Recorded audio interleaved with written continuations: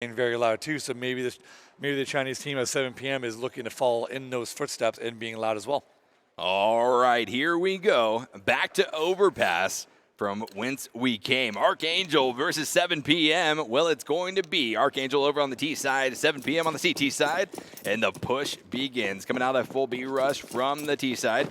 We'll be trying to take a secure position here on the site very shortly.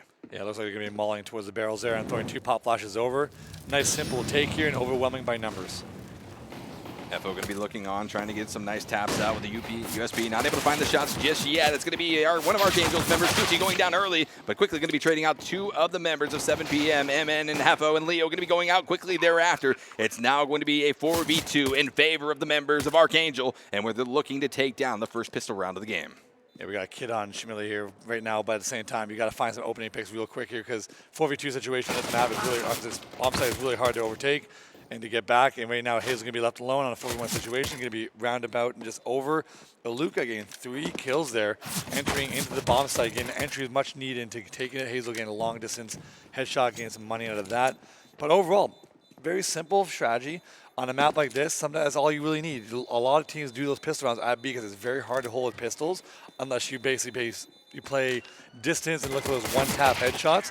All it takes is a couple flashes to get over into that site pretty safely in the pistol round. Worst case scenario, if you lose, you at least got the bomb down most likely. Hazel able to find a nice little tap on the head of one of the members of Archangel right before the round ended. Their second kill now of round number 1, but we do enter into round number 2. First round again going the way of Archangel. They will be able to effectuate a bit of a buy here to equip themselves with more weapons than the members of 7 p.m. currently hold. Yeah, you got the SMGs. When you have this many SMGs, that usually lends itself to another B rush. Yep. I mean, why not? Close range, might as well get that money. Might as well get that money, chase that bread, whichever way you can. Coochie going to be rolling around here through the under tunnels. Going to be popping out here on B side very shortly. A bit of a different route than they took here in the previous round. But they will be aggressively pushing up now, trying to get out some shots out of the members of 7 p.m., holding onto the columns, holding on to B side. Leo going to be creeping up here very shortly. MN going to be doing exactly the same. But Coochie might be pushing onto the site in just a few seconds' time. Going to be pushing now. And I able to find out one of the members. MN going to be dropped down very quickly, and able to find the trade will be Hazel. Getting a little sloppy at 7 p.m., finding 3 picks out in his entries. Not really utilizing. Look at that. What just happened? What just happened? Well, 7 p.m. just mopped the floor with Archangel in round number 2, Garrett. Yeah, it was wild because they had these smokes and nades lined up to take B site, but when they threw them, the nades that they did throw weren't very strong. They really didn't do much in terms of blocking out vision and blocking off lines of sight. It left 7 p.m. able to hide in nooks and crannies and get picks. But to get that many killed that quickly on the B site was very interesting. I didn't even get to see how it all happened, but yeah, I think Archangel just paused the game because they're trying to figure out what just happened too. But realistically, yeah, that was a very quick close to round number 2. I really don't think that Archangel saw that really coming. And Hazel is quite the impact player. 5 kills already, Garrett, with 0 deaths. Insane. Yeah, I believe she had 4 kills in that round alone. She had 3 kills. She was able to pick up the second kill in round 1. Oh, well, just before it ended, yeah. But still, 2 kills in round 1, 3 kills in round 2. That's pretty stellar. Yeah, that's just a good way to turn momentum around. Where you just start a match at a best of 3, you lose the pistol round, the other team's feeling pretty good. They feel like, all right, we got the off the races, we're solid, and the next thing you know, you're able to pull that out and win an eco round. And which was a hard eco round. They did not buy armor. No. They just upgraded pistols and to win it like that too. Not just win it, but able to get that many kills and pick up the weapons. I believe they got 3 weapons that they were able to pick up and save the guns and basically save all that money. And on top of that, they're SMGs, which they're going to be able to build off of, gain 600 a pop per kill if they're able to win this round cleanly. Because right now you would just expect at least Archangel might force buy back because now they might be a little tilted. Maybe. Just maybe. That might rub them the wrong way. Well, here's the thing. 7 p.m. picked this map for a reason. We don't see Overpass picked by a team just by chance or by random dumb luck, right? They picked it because they're comfortable on it.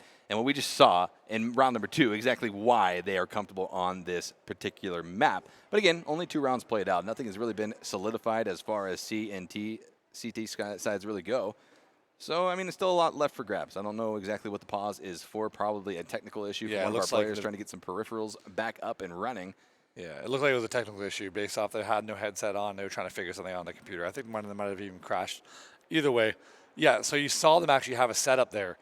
Even though I don't even think it was that great of a setup. They still had a plan where they had the 2 players high in the pit, someone by Heaven, someone by Graffiti. They were set up in a way where they were expecting maybe a rush towards B, which is a very common strat, especially on second rounds of T-side rushes. Teams like to go B because it's very simple. SMG kills, a lot can happen. So they wanted to just gamble that they're probably going to do something like that, which it paid off for them because in the end, if teams took it a little bit slower, they probably wouldn't have got anything out of that round. But fortunately for them, they walked right into their trap. That they did. So ArkAngel trying to keep their composure here, trying to keep their mental game focused on the task at hand. That's probably one of the most difficult things, Garrett, about these types of breaks in between games, especially right at the onset of the game where the adrenaline's kind of pumping, everything might be feeling good, or things might be needing a little bit of adjustment. So the pause could help at least some teams, but ArkAngel certainly able to have enough time to get a grasp on what really went wrong in that second round and hopefully able to correct off of that here in round number 3 coming up here shortly. Yeah, it's always fun to see how timeouts, a lot of times, that just affect teams differently. Yes. Like, even though it's a technical timeout, it's still like, 7 p.m. just got a little bit of momentum. So it kind of sucks that they got to wait now, because they're all excited. They got the kills, they're all pumped up, and now they got to wait to get into the third round. But then on the flip side, you had the other team who was all happy and ready to go, and then they lost a save round. Now they got time to reflect on it, and that can go either negative or positive because, the longer the wait, the more you're just like, you get a little triggered depending. But either way, you see them upgrading to pistols, not going with the body armor this round. They're just trying to find picks and maybe get some fluky trades here and end up winning the round, kind of what 7 p.m. did. Just the only difference is it's a lot harder to do on T side. So we've got a bit of a split push coming out now. 2 of the members going to be rotating around that far side near tracks, trying to reach their way into B side. 3 of the members going to be coming up through the opposite area, but not really hard committing to B just yet, Garrett. They are certainly gravitating around that area. Nate going to be coming out, certainly applying some damage, but yes, missing a majority of the mark. Smoke's going to be laid on B side, trying to stall out the push coming from T side. It was the right idea with that, Nate. Just unfortunately, just a little bit too late. Looks like ArkAngel's just going nice and slow, trying to find maybe potentially on 7 p.m. getting a pick by being too aggressive, which so far it looks like 7 p.m. is being very static and very smart about not giving up any kind of position or any chance of getting picked. You even see towards A, everyone's playing pretty passive, falling back. There's absolutely no reason to be aggressive on this kind of round. Let ArkAngel come to you, knowing that they probably don't have much utility. Let them execute on you so you can just basically react off their decision. The push, ArkAngel coming out. The lead charge, going to have the bomb. Bomb is now down. 3 of the members of ArkAngel will be dropped down. 2 of the members of 7 p.m. knocked out in return. Trades continue back and forth, but it's going to be 7 p.m. that walks away with another round victory here in the early stages of this map. 2-1 in favor of 7 p.m. 7 p.m. really starting to at least shine a little bit here, Garrett. Yeah, all things considered, that was actually not even a bad round for ArkAngel, able to wait out enough time where 7 p.m. used a lot of utility and wasted a lot of money on that. And on top, they gained 3 kills. Pretty solid save round considering that they didn't buy any armor or get the bomb down. Can't complain too much about that, but now we're getting to our very first gun round. Looks like ArkAngel is going to have okay utility. They have 3 smokes and enough flashes. Not that much in compared to 7 p.m., but 7 p.m. looks like they're going to be a little aggressive here on them. Found potentially just the bathrooms. Looks like they're just going to do stage kind of defense and fall back based off what kind of things they spot. All said, everything looks pretty standard across the board. Default for T side. Spread out individually, trying to find opening picks, finding information. And we'll see what kind of default they're going to work into. We shall certainly see a bit of a passive game here as far as these rounds have been concerned for the previous 2 rounds. More passive than we saw in our previous best of 3. But it is a slower, methodical push coming out here from the T side as they try to exactly get that entry frag. Uh-oh, a little surprise there. A little surprise. Good thing she missed the shots, because at least some of them. A few connections there, dropping her teammate down to 88 HP, but we're going to be okay. We're going to be okay. ArkAngel going to be spotted out there. Hazel trying to get a nice tag with the op. Unfortunately, not going to be missing that shot, but is going to have another opportunity here very soon. Nice. And able to find it there. Down goes Lair to ArkAngel. Very good job, I heard, able to recover there. Crucial playing the lone wolf at B, just lurking, waiting for the A players to take contact so she can come up and flank in that opening kill at B, calling for the rotation from her teammates to come back towards B, realizing that it is weak in defending. Is only one player, Leo, able to basically help out. I believe we have Schmilly over by Graffiti in support, but still not a strong defense by the CTs. Not a strong defense whatsoever. It's going to be even more difficult as Leo now going to be dropped out of the game. It's going to be Hazel with 6 HP. Schmilly going to be knocked down to 47 HP. And really really Archangel is taking a dominant hold here on the B site. They've got 4 players on site holding it down very carefully. 3 members of the CT squad will be trying to push up here, trying to find at least some frags to get an attempt off on a defuse. Nope, it's going to be a full save. They are departing the area entirely and will be at least conceding the round and the detonation over towards Archangel. I gotta say, this is odd that in the 4th matchup today, so far in all these BO3s, this is the first time I've really seen a proper save of weapons. Yeah. Most of the days so far have just been attacking and playing and just being really aggressive. It's nice and refreshing to see them actually save and realize, you know, let's not lose this money right now. There's no point in trying to retake one of the hardest sites to retake if you don't have a flanker, which is the B site on Overpass. So overall, good strategy by Archangel, working into slow default and having Kuchi by herself play towards B and work towards Monster individually and find that opening for the team, because overall that was a pretty good thing, because they were trying to hit A and have Kuchi flank, but Kuchi was able to find that opening pick, and it changed the whole outcome of the round. Going into round number 5 now, 2-2 across the board for both of our teams here competing on the stage. Oh, we got another timeout. This seems like a tactical timeout. Seems like a bit of a tactical by timeout. Archangel. Certainly, yeah. Archangel going to be trying to at least figure out how they want to develop this strategy going on throughout at least the early rounds here of this map, only having played out 4 in total.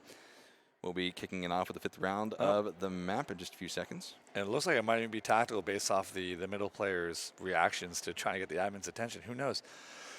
Doesn't look like much about strategy being talked over. It might be another technical. Who knows? Either way, overall, so far I'm impressed with how both teams have been setting themselves up in terms of, in comparison to the previous matches that we had, especially at least the one on Overpass previously from our last match. This seems to be completely different in terms of style. More methodical, a little bit slower. Although we're only 4 rounds in, this can completely change.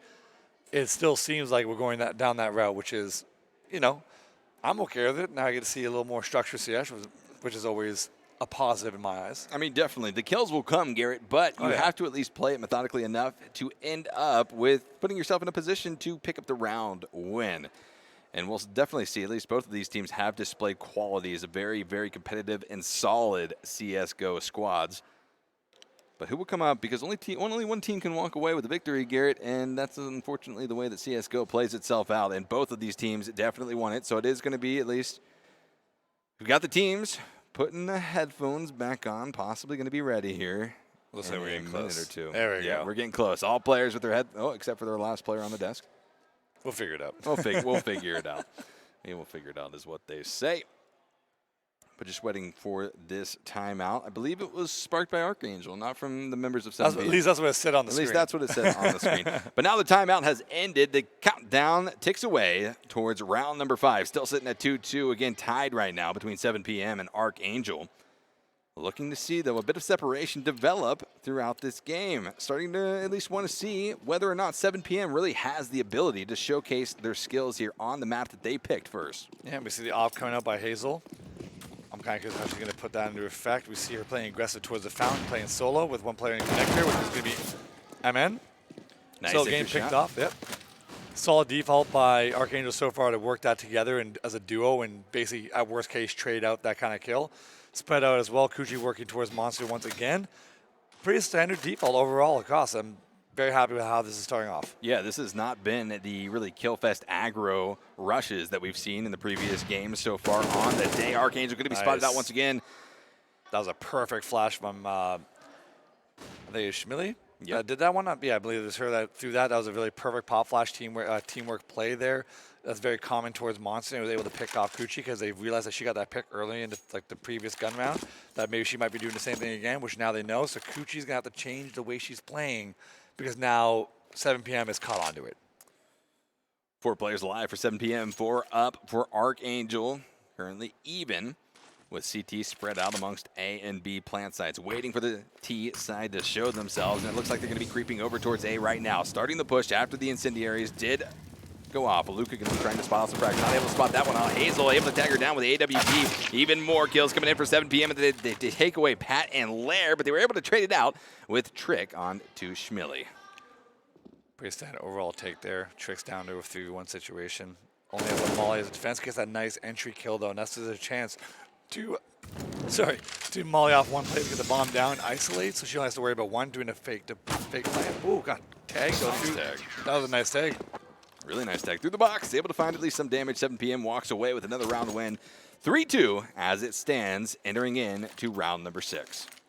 Yeah, it was good defense by 7PM. Archangel did the exact same thing they did in the first gun round, but instead of Coochie getting that pick towards B, that caused him to fall back and do a B take, they just fell back to that. Looks like what would be their original plan. Their more commonly used tactic where they have one player towards B and the remaining four teammates going to be working towards A take. So that's twice now we've seen that. So maybe we're going to see a little bit more of that going forward. It didn't work out very well that round because the smokes and mollies weren't that effective.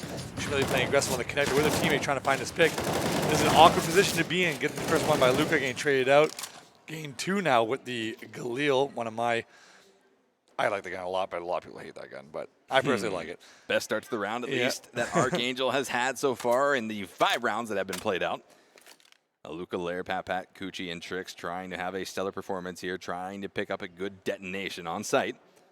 As Hazel from CT side is trying to stop that. Hazel had a very good day, at least so far. Still sitting on a 9 KD, Garrett. That's pretty good. That's pretty good. 9 kills and 0 deaths. Yeah, that's definitely good. Can she keep it up, though? That's the question. Yeah, I mean, that is highly unlikely, but still, I would love to see it. Yeah, we've seen at least a few players have some very high kill counts, and it really has been evened out over the course of the map. But nothing changes just yet. Trade's going back onto both teams. Leo going to be dropped down to 8 HP as one of the members. Coochie and Aluka get dropped down. It's going to be a 2v2, at least by HP alone, in favor of the T side of things. But now the boost comes up, trying to get a nice peek over to B site. Not able to spot out anyone from Archangel just yet. Yeah, Archangel's in a good position to delay a clock as long as possible to just get it as best it can. They don't have any utility from 7PM's side to smoke out the bomb. Going to tap that defuse, trying to get someone to peek, get the trade. That's the one. Do they know they doubled up on Catwalk? That's it's not a very likely chance. Nice pick coming in from Trix, able to tag down the member trying to defuse the bomb, able to find the second frag. Out goes Leo, and a round secure here for Archangel. They're third now, tied up at 3-3 going into round number 7. Yeah, that was a cheeky play there by Archangel. A lot of teams don't expect to double up on the Catwalk, so you had the one peak, and you always usually expect the next player to be towards Monster. So putting double up on the Catwalk just threw off 7PM just enough to allow her to get those 2 last kills. But at the same time, they lost all members. So if you look at their economy, they're going down to 0. And it's still not in a good state right now. It's still anyone's game, 3-3. Anything can happen. Money is not secure. It just comes down to how smart they can play as a unit. You saw the deep, playing a little aggressive here with nades on middle.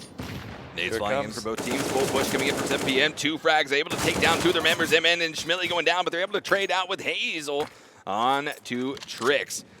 Currently sitting at a 3v4 in favor of the members of Archangel, who are looking to try to advance their lead here, trying to break in to the 1-round advantage over their opponents, 7PM. Bomb has been planted. Will be down on B site, currently held very strongly by the members of T side, and CT begins to make that rotation, trying to find a position to get an entry frag and possibly defuse the bomb, or even at this stage in the game, maybe just save Garrett. Yeah, they're just going to save it here. Being able to have that AK going in the following rounds is a pretty big deal. Yeah. Hazel moving her KDA from what to 11-1, 7 rounds, and she's losing 4-3, but only died once. So doing a good job of surviving. Still an 11 KD, absolutely insane, Garrett. Yeah, Archangel has a pretty standard default they have set up where I'm kind of curious if they're going to keep doing that exact same setup where 7PM was able to take advantage and push 2 towards the connector. So not take advantage, actually pushed 2 towards connector, got killed. Yeah. It looked a little awkward by 7PM when they did that. That maybe, unlike their Chinese counterparts, this might not be the same kind of Chinese team where they're very comfortable being aggressive. They might be just a more passive team, and that's what it seems like. I mean, it feels like they're more comfortable conceding the round loss and trying to walk away with as much possible leading into the next round. And I think that's the smart move to make. At least that's what's really showing us from these 2 teams in this best of 3. It's that we're not going to see that aggro play. We're going to see some frags. That's for dang sure. But we are going to see a lot of strategy played out from both squads. This is different from Archangel. Instead of doing a strict default, they're going 2 up towards connector, and the other 3 are going to be dedicated towards A. It looks like they just want to move into a 3-2 A hit. They don't have the best utility, but nothing they've shown so far has looked any different than what their normal default is. So 7PM is unaware of what kind of strategy they're trying to do. But it looks like they're going to drop down the bomb back towards T mid and just work it nice and slow, which indicates that they're going to take their time on this now. Zoning pressure comes out, going to be stalling T side in their tracks. Archangel not able to rotate the way that they wanted to. Still going to be at least trying to work their way around this A site. That's exactly where they're trying to find the entry frag to make that push, but not able to find anything just yet. Damage applied to both Hazel from 7PM as well as Trix from ArkAngel. It's pretty early in the round for the CTs to be pushed all the way back, which puts ArkAngel in a good position to take advantage and maybe throw a fake towards B or whatever. Maybe, as you see, the bomb is going back towards B. They haven't thrown anything towards A to fake it, except Lair looks like she might be doing it right now, but gets caught out with a perfect timing on that push by MN. And Kuchi now realized that with that being blown out of proportion, that they need to make a move. So now they're going dry into B. Going dry into the B, will be aggressively pushing in. Leo dropped down to 20 HP, but the shots come out. Kuchi going to be dropped down at the hands of Heffa, but the trade comes back out as Heffa will be eliminated out of the game. Hazelboss able to drop down Pat, but Aluka is able to trade out MN. Schmilly onto Trix, and then back around here from ArkAngel onto Hazel. So shots continue to come out. A bit of a trade back and forth between both of these teams, but now left with a 2v1 advantage for 7PM. The HP extremely low on both Schmilly and Leo, 15 and 20 respectively, versus the full HP of Aluka, who is going for the plant right now. Both players of CT going to be trying to push up here, trying to find the shots, and that's going to be Aluka finding one, finding two, and closing out the round with a plant for ArkAngel, their 6th round victory. Good job by Aluka to win that 2v1. 7PM was stuck on low HP on each player. The only way they can win that round is by trading. And while the bomb got planted, they decided to just rush, where instead they could have just played a little bit slower. Wait and played back towards Graffiti and wait for her to peek and just use your position to trade out, because at that point, all you need is, I don't mind losing a player because we're both low on HP, but we just got to make sure we secure the round. And by doing that rush, leaves things up to chance, in which Aluka was able to take advantage of. Round number 9 going to be underway. And we've got a full CT push over to B to try to protect that, but it looks like a bit of a default here coming out from T side once again. This squad of ArkAngel, well, they play this slow and methodical. They try to find that entry frag, Garrett, and then play off of it accordingly. When they didn't find it on our previous round, well, they made a nice rotate to B and were able to find a good secure on that side of things. ArkAngel really starting to at least show a bit of separation in between these two teams. Yeah, it's a big flip from what we had in our last match, where both these teams are playing really slow and basically passive. And Kuchi has been trying to do the best she can right now to scout out towards B. She's going to be able to call for the rotation for her teammates to come back if she doesn't hear or see anything towards the B while scouting. But at the same time, there's still a minute and 5 left. There's absolutely no need to rush anything, so they're going to take their sweet time, get as much information as they can, because they don't want to lose weapons through a save round that can help 7PM in the future rounds. Kuchi going to be spotting out the B site right now, just trying to spot out one of the members of CT. Not able to do so just yet, but just holding strong, as Lair going to be doing exactly the same thing. A bit of a slow play once again, methodically positioned with a 2-2-1. And this is really the formation that they've been taking, Garrett. I mean, they haven't really deviated off of this path whatsoever throughout these 9 rounds. It's funny because, like, if they're gonna take the. I'll tell you afterwards. They're doing a fake towards A though. Smokes and Molly's come out towards A. You have Kuchi. That's not Kuchi. And Kuchi finding entry on B, and it looks like Trix was the one that tricked them towards. I had to. I'm sorry. Either way, do the fake towards A. Don't apologize to me, Garrett. All right. Do you think it's a clever name, or do you think that was on purpose? I mean, either way, it was good play. So might as well just change your name to Awesome Plays or something along those lines. But definitely a good play coming out from ArkAngel to effectuate that full fake out. They drew the entire presence essentially of the CT squad over towards A. We're able to get an easy plant, and now a secure on the detonation. This is going to be a round victory going over the way of ArkAngel. It's going to make this a 3-6 game in favor of ArkAngel. It's always an interesting decision when you do a fake on a save round, because A, you know it most likely it's going to work, because you're going to find the information you need to, and if they're not there, then you can always fall back towards the site that you just cleared. But at the same time, I like seeing fakes on like the first or second gun round, because if you do that early in a matchup and you throw them off and you win that, it's now in their head. So going forward, any gun round after that, they don't know, are they officially hitting it? Are they faking it? It messes with you. So I love seeing that. I would love to see another fake by ArkAngel in this round here to really put 7PM through a loop. Nice set of replays as we breach into our 10th round here of map number 1. Going to be a full rush into B. No default this time, but it is going to be the first frag. Trix going to be dropped down by Schmilly. 4 members of T-Squad to worry about, but they're going to be able to at least ArkAngel find the kill onto Heffa. Oh, that's going to burn her. I like the strat by ArkAngel just to rush B. They've now thrown different strategies out the door to 7 p.m. doing a default A, a default to B, a fake on A to B.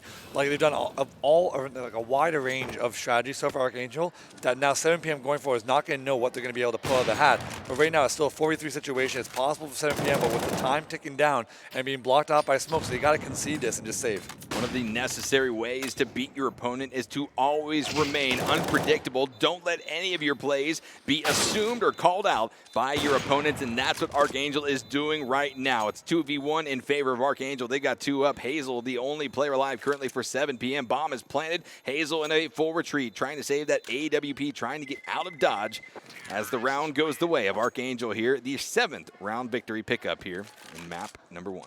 ArkAngel showing some really good stuff on the T side so far with like a wide range of strategies that they're pulling out. What we need to see now from 7 p.m., they have enough money to buy, and they have the op on Hazel. It seems like their passive stuff is not working right now. Maybe it's time for them to switch it up, be a little bit more aggressive, try to use that op to play towards Found, try to find a pick on middle, because the way ArkAngel is doing their default, they are pretty spread out, and they're going very slow. You are able to pick them off. Does 7 p.m. know that? Of course, I don't know that. I'm not in their heads. But it's something maybe that they want to start to try, because their passive stuff so far on the city side has not been working. Got another timeout called this time by 7 p.m. So far, both teams have called official timeouts.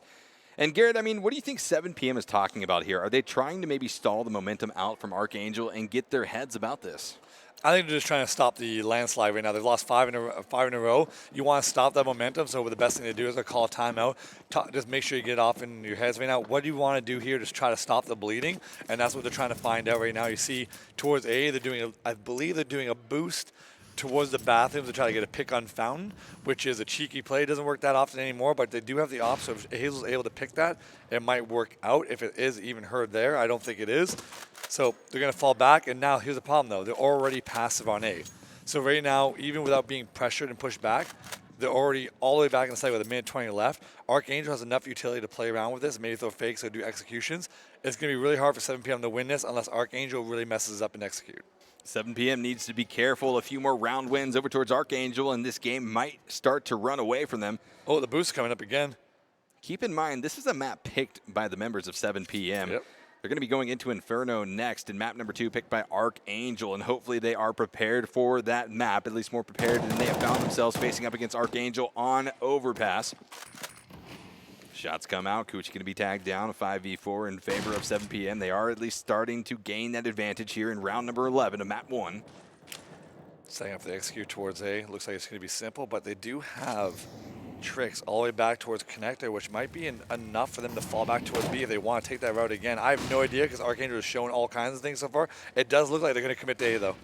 Committing to A, it's going to be at least Lair getting flushed out of the game. Schmille going to be traded back upon by Aluka. 4v2, Aluka with 4 HP, trying to do whatever they can, and it's going to be enough, knocking down MN. 3v2, still in favor of the members of 7 p.m., but they're going to be trying to at least find some tags through the box. Nice Able to find a nice op shot through the box will be Hazel. Hazel, what a massive amount of kills. She's already been able to rack up 14 kills, 3 deaths. What's happening? She doesn't have enough bullets in her AK. That's unfortunate, because she had a good chance to actually even win that. So 7 p.m. gets the win, 2 alive with the AWP. Money is not completely set right now. ArkAngel can do a really good job here by breaking 7 p.m. if they win this round. You see the money on their side right there. They have tons of money to go around. 7 p.m. is pretty decent in money, but it's still not set. This is a good round for ArkAngel maybe to speed things up. They've been doing a lot of things slow. Time to maybe switch it up and go something fast. Maybe another B rush or a B split. I don't know what they want to do, but that's something maybe that might be their idea. But at the same time, they have all this utility, and slow has been kind of working well for them. There's a lot of options they can go with, especially with the strategies they've already shown so far in the half. Both of these squads heavily stacking the utility here in round number 12 of map 1. It's going to be 7 p.m. looking to pick up another round victory. Hazel still going to be holding that op, definitely the op player for this 7 p.m. squad. M4 is on every other member. A bit of a shift off of previous metas where we have seen the AUG, at least in the last few weeks, become the favorited weapon. That has since been changed in a very recent update that is applied on the LAN server. These players are currently playing on Lair. ArkAngel going to be connected on Hazel, finds that first op shot of the game. Nice setup by Long A. It's a very dependent setup on the op hitting that initial shot, because it leaves your player that's playing aggressive up on their own. They now spot 2 towards long A, so they do know B is probably most likely weak. And then Tricks find that kill on A. That might give them the information they need to know that is only 2 towards B. But you see the flank coming in from MN with Hazel opping in the bathrooms. The jig is up, and here comes the B hit. Hefo getting traded out by Pat. Leo getting caught out in the open by a nice pop flash. Now they're in the side 3v2. Make that 2v2 as Catwalk is retaken by MN. And now they got the squeeze. And Hazel has to retake us. So Luca real close with the AK to set up underneath the heaven. This could be really hard for on B side in the smoke. And currently being held by the 2 remaining members of T's side. It's going to be a Luca and Pat trying to do whatever they can to push back any type of CT rush. But again, there is still some utility held by CT. 2 smokes, 2 flashbangs is what they're going to have, but it's not going to be enough. Hazel comes in with a 2K with the op to close out the round and pick up a nice victory for 7PM. So I think we found a player to watch for this team. So it's going to be Hazel. Right now, 17 kills in the 12th round. Sorry, 12 rounds done, 17 kills, and a 7-5 losing scoreline. That's going to be a unique situation for her. She's been doing very well. Died only 3 times, being the one that's been able to survive and save the guns throughout the majority of the rounds. Take a look at this, Garrett, right here. Nice. Absolutely insane play. The quick flick over to the left-hand side of the structure will be finding her that 2nd round winning kill. Big kills by her, really helping her team stay in this game 7-5 without these major kills that she's been getting. This could be already out of reach. But at the same time, they got SMGs coming in from ArkAngel. It's still not over. It's only 7-5, 3 more rounds to go. Hazel getting aggressive on the connector, trying to find an initial shot, but the Molly pushing her back with a lot of damage, only 37 HP left. Coochie going to be finding that frag onto Leo. 1 member down of 7PM, 5-4 advantage. But again, Coochie dropped down very low, 4 HP to their name for ArkAngel. FO going to be holding on here, trying to find some type of frag on B site from any type of C or T rather push, and that could be coming out. But it looks like, at least for the time being, ArkAngel is preparing for that B push. Already starting to come out. Hefo going to be dropped down. This is the, at least, start of the push coming out from ArkAngel. Able to get another kill. That's going to be Schmilly going down. 2 members still alive for 7PM, and they've got a hell of a path to victory ahead of them here. It's going to be a full save, full retreat off of this. Keep the op on Hazel, keep the AK on MN is what they're saying. Yeah, but look at Trix, though. She's close enough where she can catch out the rotation if she wants to go through the bathrooms towards long A. This could be perfect timing for Trix, but the only problem is she does have the MAC-10. Will she be able to connect? Hazel probably hit a nice shot there. We can't tell how it happened, but most likely a nice shot. It's going to be able to save that towards long A. Looks like ArkAngel might be in the mood to chase, but it looks like they're not going to go for it. Hazel able to survive once again, still only at 3 deaths. 6 KD. Yes, it's not bad. Not bad. Not bad, Garrett. Not bad at all. Another round win. Going the way, though. But the problem is now, here. When you see this kind of score line, when you're losing A5, what that does say, though, is Hazel also, not to critique her, but she needs to do something more with that weapon to get opening picks, because she's not getting these kills on opening picks. Right, exactly. She's getting them near the end of the rounds. Some of them have been like, not trying to be mean, have been useless kills. But well, just less impactful kills. Yes. And I mean, that's a fair point to point out, Garrett, because that's going to be necessary for 7PM looking forward if they want to close this gap. Yeah, we need to see her use that op to her advantage and get a little aggressive behind and find a pick. We haven't seen that just yet happen for her, but I would like to see it. We see MN playing aggressive on the found with support from Hazel, which could be the play I was talking about, where she finds that pick on the player towards party. If that comes out, it doesn't look like it's going to happen anytime soon. And if it does, it's going to be Lair in the crosshairs. Slow play coming out. It is going to be Lair spotted out and taken down by MN, the first frag, at least of round number 14. 8-5 in favor of ArkAngel. Trick's going to be looking on here with the AWP. Fires off a shot, but misses its mark on MN. Luca came up, though, from the side, got the kill finished off. Hazel had to fall all the way back towards A, 3 towards B. Coochie going to be the key player for me to watch in this round now, because she's always been the solo player towards B. She's going to try to find that opening. Now that there's been 1 player on 7PM killed, she knows that potentially she can work into B dry to find that headshot. So I'm looking for her to lead the way towards B. Trix with 14 HP. Lair currently out of the game. It still lends itself in favor of 7PM by numbers alone. But they have 3 towards here, though. I think they heard that footstep of ArkAngel falling towards the water. Coming in, though. The takes coming in. Nade's coming over. 2-2 split. Hefo find the first kill. Getting a nice win on Trix. Getting traded out by Aluka. Hefo with an incredible play there through the smoke with a 4K. Picking up a nice round victory, 6-8. And you can hear the cheers, hopefully, in the background because that was an exciting performance. Pretty difficult shots. I mean, just by assumption alone that there were other players there in that tunnel. Yeah, good hold by her. She had enough support with her two other teammates being there with a good rotation. Probably the player towards A, which is Hazel, made the call early that they'd rotate over to B because she wasn't seeing anything long distance with the op.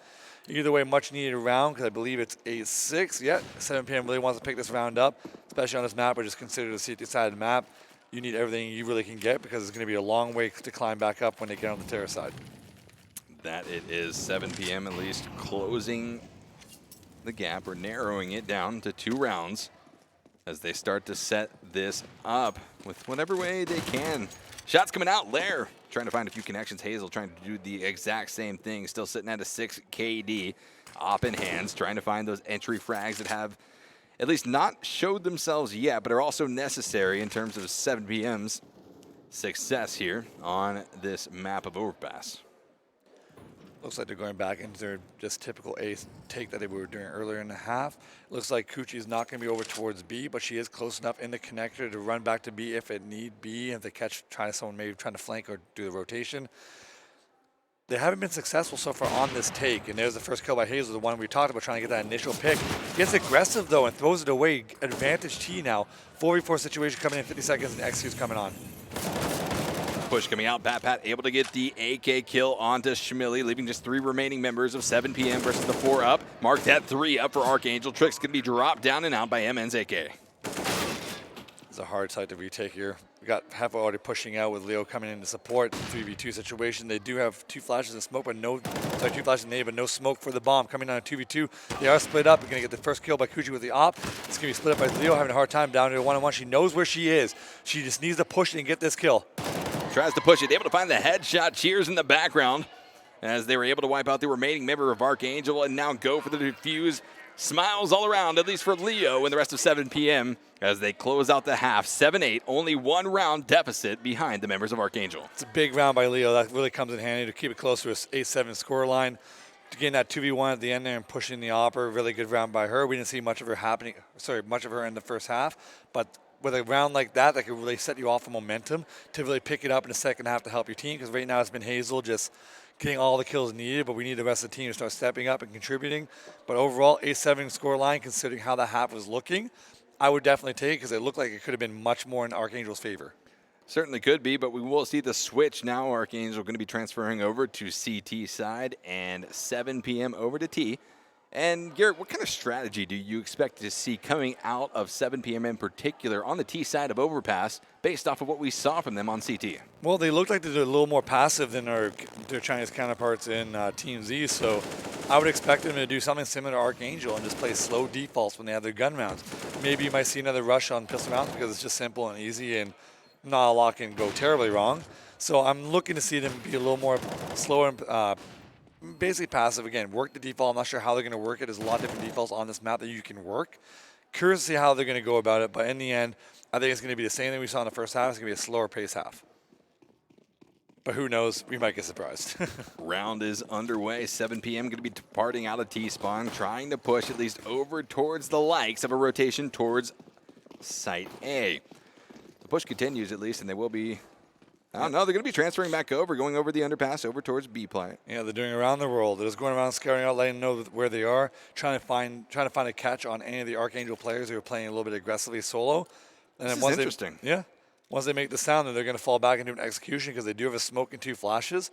And it looks like they're going to go back towards A and probably smoke off towards, well, either entrance towards A they want. There's 2 of them, but they can only block off 1. Maybe just cut off the line of sight so they can get the bomb down. But that's an awkward angle. Unable to find Trix, though. Trix had her back turned, was able to find the kill. They do know where she is, and with the knife is out, what are you doing? Yeah, you can't be caught doing that. You definitely can't be caught doing that. Hefo able to find the shot. On to Trix, takes them out of the game. 1 player down for both of these squads. Currently sitting at 4 players for both 7 PM as well as ArkAngel, as the bomb does go down onto A site. Plant has been had by the members of 7 PM, and now ArkAngel starts to prepare themselves for the impending push to get the defuse. Shots come out. They're able to find a kill onto MN. That leaves 3 remaining for 7 PM. Good retake so far by ArkAngel, realizing they have no kit. They got just bombarded. Aluka just going to be straight up defusing with everyone being distracted, but no one's looking towards long. Schmilly takes out 2, looking for the 3rd. The knife trying to come in. Either way. The funny thing is, ArkAngel played that perfectly. They realized they had no kit, so you have to rush out of the choke points and just go for it as a team and just rely on trading kills. But the problem is, they all were paying attention to short A and bathrooms, but they were not looking towards long. And that long player was able to kill the diffuser, who was only 1.5 seconds away from diffusing it, and that cost them the round. Well, I know what teams are not going to be picking Overpass when they face off against Phoenix. It's going to be both of these teams. I mean, it's too even, really to say that one is going to be dominant over the other. Schmilly going to be pushing out here for the T side. 8-8, neck and neck, as we enter into round number 17 of map 1 here for this best of 3. 7 PM taking the MAC 10s towards long A. Interesting decision since it's a longer range area and they have a close range weapon. But in the end, they're just swooping in together, staying as a unit, making sure that if someone does die, the trade comes through. And again, going long like this in the extremities and keeping all the potential enemies directly in front of you without any option of anyone being flanked, it just is a safe route for them to get the bomb down in the site as best as possible, as long as they don't stray too far apart right now. Heppo going to be coming around the corner. Might get a spot out onto Lair. Going to be able to take them down and out. 5v4 currently in favor of 7 PM. Another member of ArkAngel going to be taken down and out. This is really going to be 7 PM with a dominant push here on the T side of things. Garrett, it is looking like, at least with the first two rounds of this half, well, 7 PM, they've turned it around. Yeah, looking pretty solid, but I want to see it all comes down to how they're going to play these gun rounds. What are they going to bring to the table? How is the default? And how is ArkAngel going to defend on the CT side? Because we haven't seen much aggression from them, but maybe they're an aggressive CT side holder team. So we'll find out soon. This will be the first gun round coming up. And hopefully, but the thing is as well, 7 PM has all these SMGs. Their best bet is to keep it and just keep trying to rack up the dollars, a B rush, something quick where you keep it close range. So that right now you see the players on CT side, 3 of them don't have head armor. Right. And what destroys people without head armor is SMGs. So these MAC 10s are in a good position to win this round if they're able to find a good location to take it. It looks like they're going to be going towards A. Trix, Aluka, and Pat all lacking that much needed armor here, specifically on this round, given the armory currently held by 7 PM. But the push is coming out here. T side looks to be going the way of A site. Be smoking off, trying to at least watch the different flanks that could be held on them by the members of ArkAngel. Coochie looking around, trying to spot out some of the members of 7 PM, but no one to be had as the push continues now. Up and over, trying to land themselves on a site, but very slow still, Garrett. Not really pushing up too far just yet. They're in a decent position over now because they're going to rush long A with only one player really to defend, and you have Leo here who's going to catch any kind of rotation. She's going to be key in this round. Going to be holding on the close left right now, pretty much tucked back in that corner. One of the members of T's squad, it's going to be Leo, very far away from their 4 teammates. And the initial knock rather comes out. Luka going to be able to find a frag onto MN. Trying to find even more right now. Lair going to be able to do just the same. But Luka, Gucci, and Pat Packet drop down, and now Leo coming in huge right now with the AKM. Able to find frags left and right. And now the solo member of this 7 PM squad, Leo, going up against Trix with 100 HP, Lair with 12 HP, but they do have the gun to at least put out the damage. Lair going to be dropped down very low, able to find at least that kill. And that's going to be all she wrote. ArkAngel, they walk away with a round victory. Leo had that. She just decided to run away from that initial peak that she saw. If she just took that fight and won that, I would have been in her bag in round 1, but instead decided to play a little bit more methodical and smart, but at the same time, she had the best angles to win that round. She just elected not to use it and try to be a little bit safer, which in the end cost it a round. 9-9 scoreline. Money's pretty solid around the board. This is anyone's game. And now we're going to see another gun round where I want to see how ArkAngel's going to play it. Op is not out on either side because the money has not been very well. Coochie going to be pushing down this connector. Again, solo though, all by herself with only one player from A supporting, but it looks like the catwalk player is going to be playing aggressive on towards B to support. And it looks like a 7 PM is what we talked about before. Going to take it nice and slow. But I don't think they realize that ArkAngel actually bought. Because, yeah, they might have thought they might just be saving because they didn't have the best money in the world. So 7 PM just taking their time. That's going to be the jig is up. Now they do know they did buy. How they will react, we will find out. Schmilly trying to find some connections with the AK through the smoke and through the door onto Lair, but not able to just yet. Lair dropped down to 46 HP, though, in the process. Schmilly working with 92 HP over for 7 PM. But it is anyone's game, as you mentioned, Garrett. 9-9 tied up between 7PM and ArkAngel as we enter into the 19th round here of this map. Very close game, much closer than the previous best of 3 where we saw Overpass be played. Smart play by 7PM. It looks like they're going to do a 3-2 split off towards B. Getting a nice pop flash kill info, but again, traded back to a 3v2 situation. The 3 players towards B are going to be moving up towards long fast now, trying to find the kill. Hazel leading the way, finds the entry. Gets traded out by Luca. Tricks, and more tricks, getting the double up there. Getting down to a 10-9 scoreline. I believe 7PM can still buy. Yep, they can still buy. So again, it's anyone's game. Anything can happen. Another pause coming in. So this is by far, out of all the matches we've seen so far today, the most pauses. The most pauses, hands down. You know, just looking at this, Hazel still has a 3 KD. She has picked up at least 7 deaths so far in this game, but 21 kills. What a letdown, huh? She had 6, now she's down to 3. Awful. Awful. When you look at everyone else compared to her with like a 1 KD or less. No, so yeah, no, absolutely having an incredible map so far. Hazel really relying on her other teammates to clutch up and try to provide her with some extra support here in this game. So far, liking this, again, two very slow and passive teams. And there we go, Tricks, the first one to break out the op, and especially against 7PM right now, who does not have enough money to afford a long-range weapon as the op. It's going to be really hard for them to get any kind of ground. So they're electing not to do a full buy, just buying pistol armor with 1 ump with like a little bit of utility, trying to keep it simple, trying to find a way to potential to find some opening picks and get some weapons. But right now, Coochie's going to be all by herself. She is stuck alone. But then she's getting support now by Lair, because the people coming up. Oh. And there you go, awkward. I feel like Coochie had such a good opportunity there to pick up not 1, but maybe even 2 kills, but she missed all of her shots on that first player. Tricks going to be coming in here, putting in a significant amount of damage, but he is going to be spotted out and taken down and out of the game, leaving just 2 members remaining for ArkAngel versus the 5-stacked squad of 7PM. 2 left here. Lair leads a miracle to happen. Gets that double, though. This is how it happens. But then they lost a teammate, and they're running into each other. Do they know it? There it is. And it's still 2. They have a chance to win this. Lair has the smoke. They do. But yeah, it doesn't matter now. So you think in that timeout they realized that that round was going to work out like that? Because they just ran up the staircase and then very fortunately had one player miss the person in the back, and then the teammate overextend and be in the open and get picked. Very costly mistake by ArkAngel, but how they play that defense. And now look, Hazel back on the op. AK is solid. They picked up the weapons because they won the save round. Their economy now is pretty solid, and ArkAngel is looking rough. I mean, Garrett, I'm starting to now think towards map number 2. ArkAngel is keeping up with 7PM here on Overpass, at least in terms of the round score going into the 21st round of the game. But I'm curious as to how the next map on Inferno will play out. Will 7PM have the same type of confidence that they brought here in Overpass? Because they're going to need it going up against ArkAngel on their map. I wish I could tell the answer to that, but I got Me too, no idea. So going in this round, they're throwing the smokes, all staying towards long B here, towards Monster, trying to play it safe, not lose too many weapons. Going to be able to get that bomb down, but the CT's rushing. Again, the first initial pick on Leo by Gucci.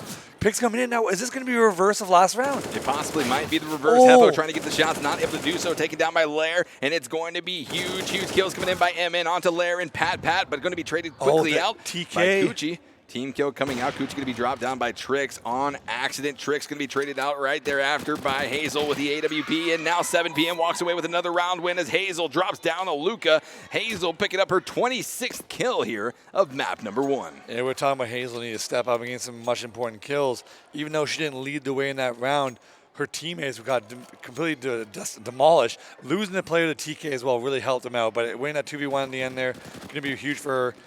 But at the same time, ArkAngel did some good damage to the economy by getting 4 kills there. But now it comes down. Can they put it together, get this decent buy-in, and start to put some rounds together? Because right now the economy is looking rough. Economy is looking rough indeed. As the 22nd round is underway, smoke's coming out from T-Sec. Flash going to be popping out as well as Leo gets dropped down and taken out of the game. Nice spray transfer. Whew.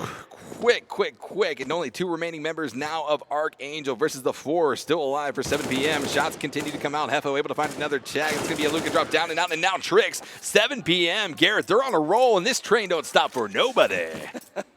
Yeah, definitely on a roll, but ArkAngel finally going to get a buy-in here. But if you look at the utility, so their economy right now, they don't, because they've been buying upgraded pistols, they're not going to have the best nades now unless they buy a FAMAS and with the mollies and smoke, which you see the first FAMAS coming out, the AUG coming in, not the best utility. So this is going to be a straight up gun battle if they want to win this. And you look at the economy on the T side, they are looking good. 10 flashes, 5 smokes, 4 mollies. They're looking set up like they want to go towards B, but chances are the party is going to do a default. It's been working for them. You might as well just take it slow, work your way into the map.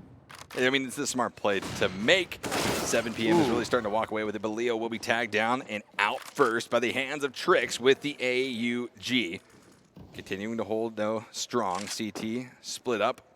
One of the members long over on A's site, 3 of the members on B's site. Just waiting and watching. Hefo keeping an eye on it, trying to possibly get an entry frag onto the B site, but nothing just yet as the rest of 7 p.m. starts to make that rotation over towards A. Minute 15 left. 7 p.m. hasn't taken any ground just yet. We're starting to work their way towards long. It's going to be very hard for them to take this round, especially with this much time gone by without much ground taken. But it looks like they're going to be gathering up towards long, maybe working towards bathroom, splitting up towards A. And Coochie, if she's able to go 1 for 1 here, they'll be set. But she's also in a position where they can't get any much support unless they get pop flashed in, where she's at risk of just dying and putting her team in a difficult position. But you see the rotation from Pat back coming around. It's going to be 3 towards A. Looks like ArkAngel's reading what's about to happen. MN going to be holding the corner here, not going to let anything walk past her just yet.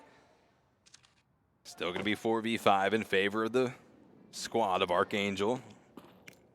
Got Lair about to peek around the corner. Could be spotting out 3 of the members of 7 p.m. very shortly. Schmilly going to be tagged down and out, leaving just 2 coming off of this push.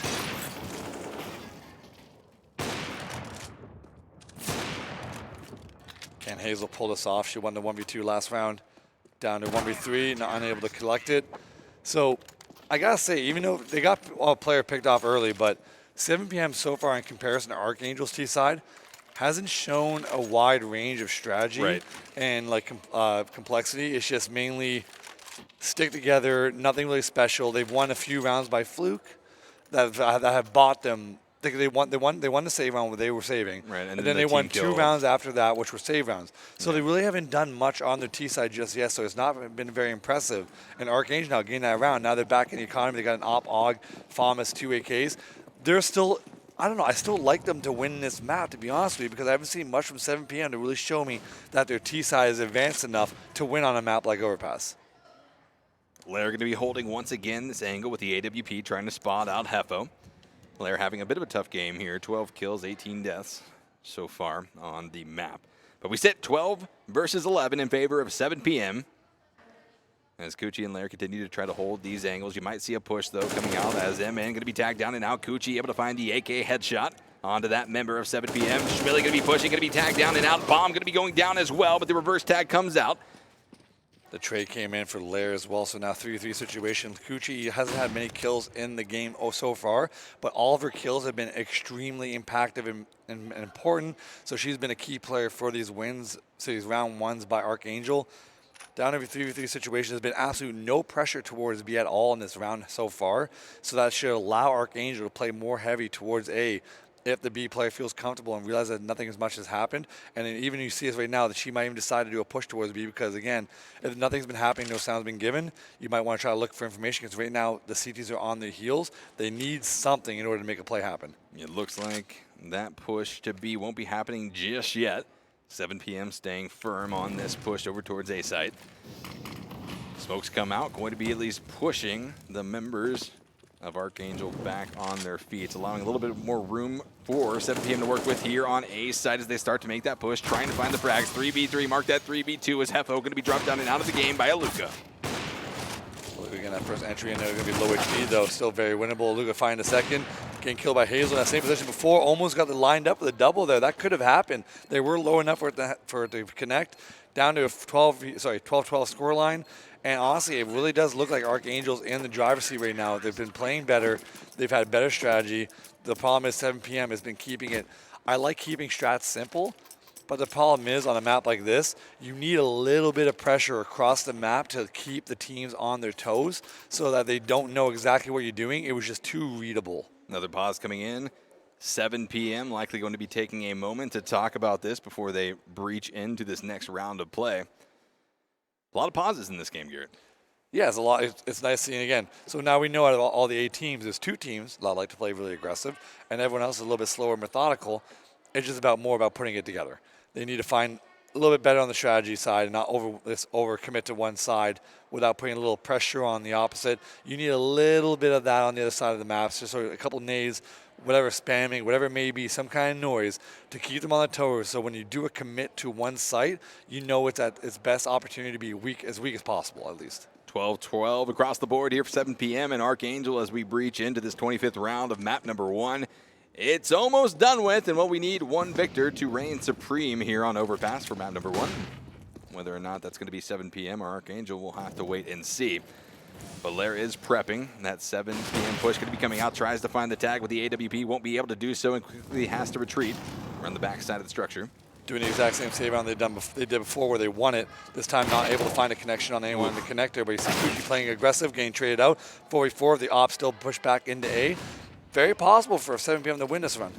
Definitely possible. They will be pushing up. They've been able to secure the M4 onto Schmilly. All have armor as well. Got a smoke, molly, and a flash. This is set up perfectly for Honestly to go back towards B and smoke off heaven and do a B take. I would be very surprised if they don't do it. It looks like they are falling back to that, leaving Hazel by herself towards A, but she's the one with the smoke, so she needs to sell this fake for the team, her teammates to get in towards B. She needs to use that smoke right now, unless she's going to fall back as well. It looks like she's going to. But for how long it's going to take for her to fall back, she needs it. No, she's just stopping still, too. I don't know what's happening right now. Technically a standstill. They're doing a double fake. Look at this. Yeah, a bit of a double fade here. As MN going to be holding on here. Hazel pushing along long A. If MN was able to find that connection on that player in heaven, that would have won the round for them.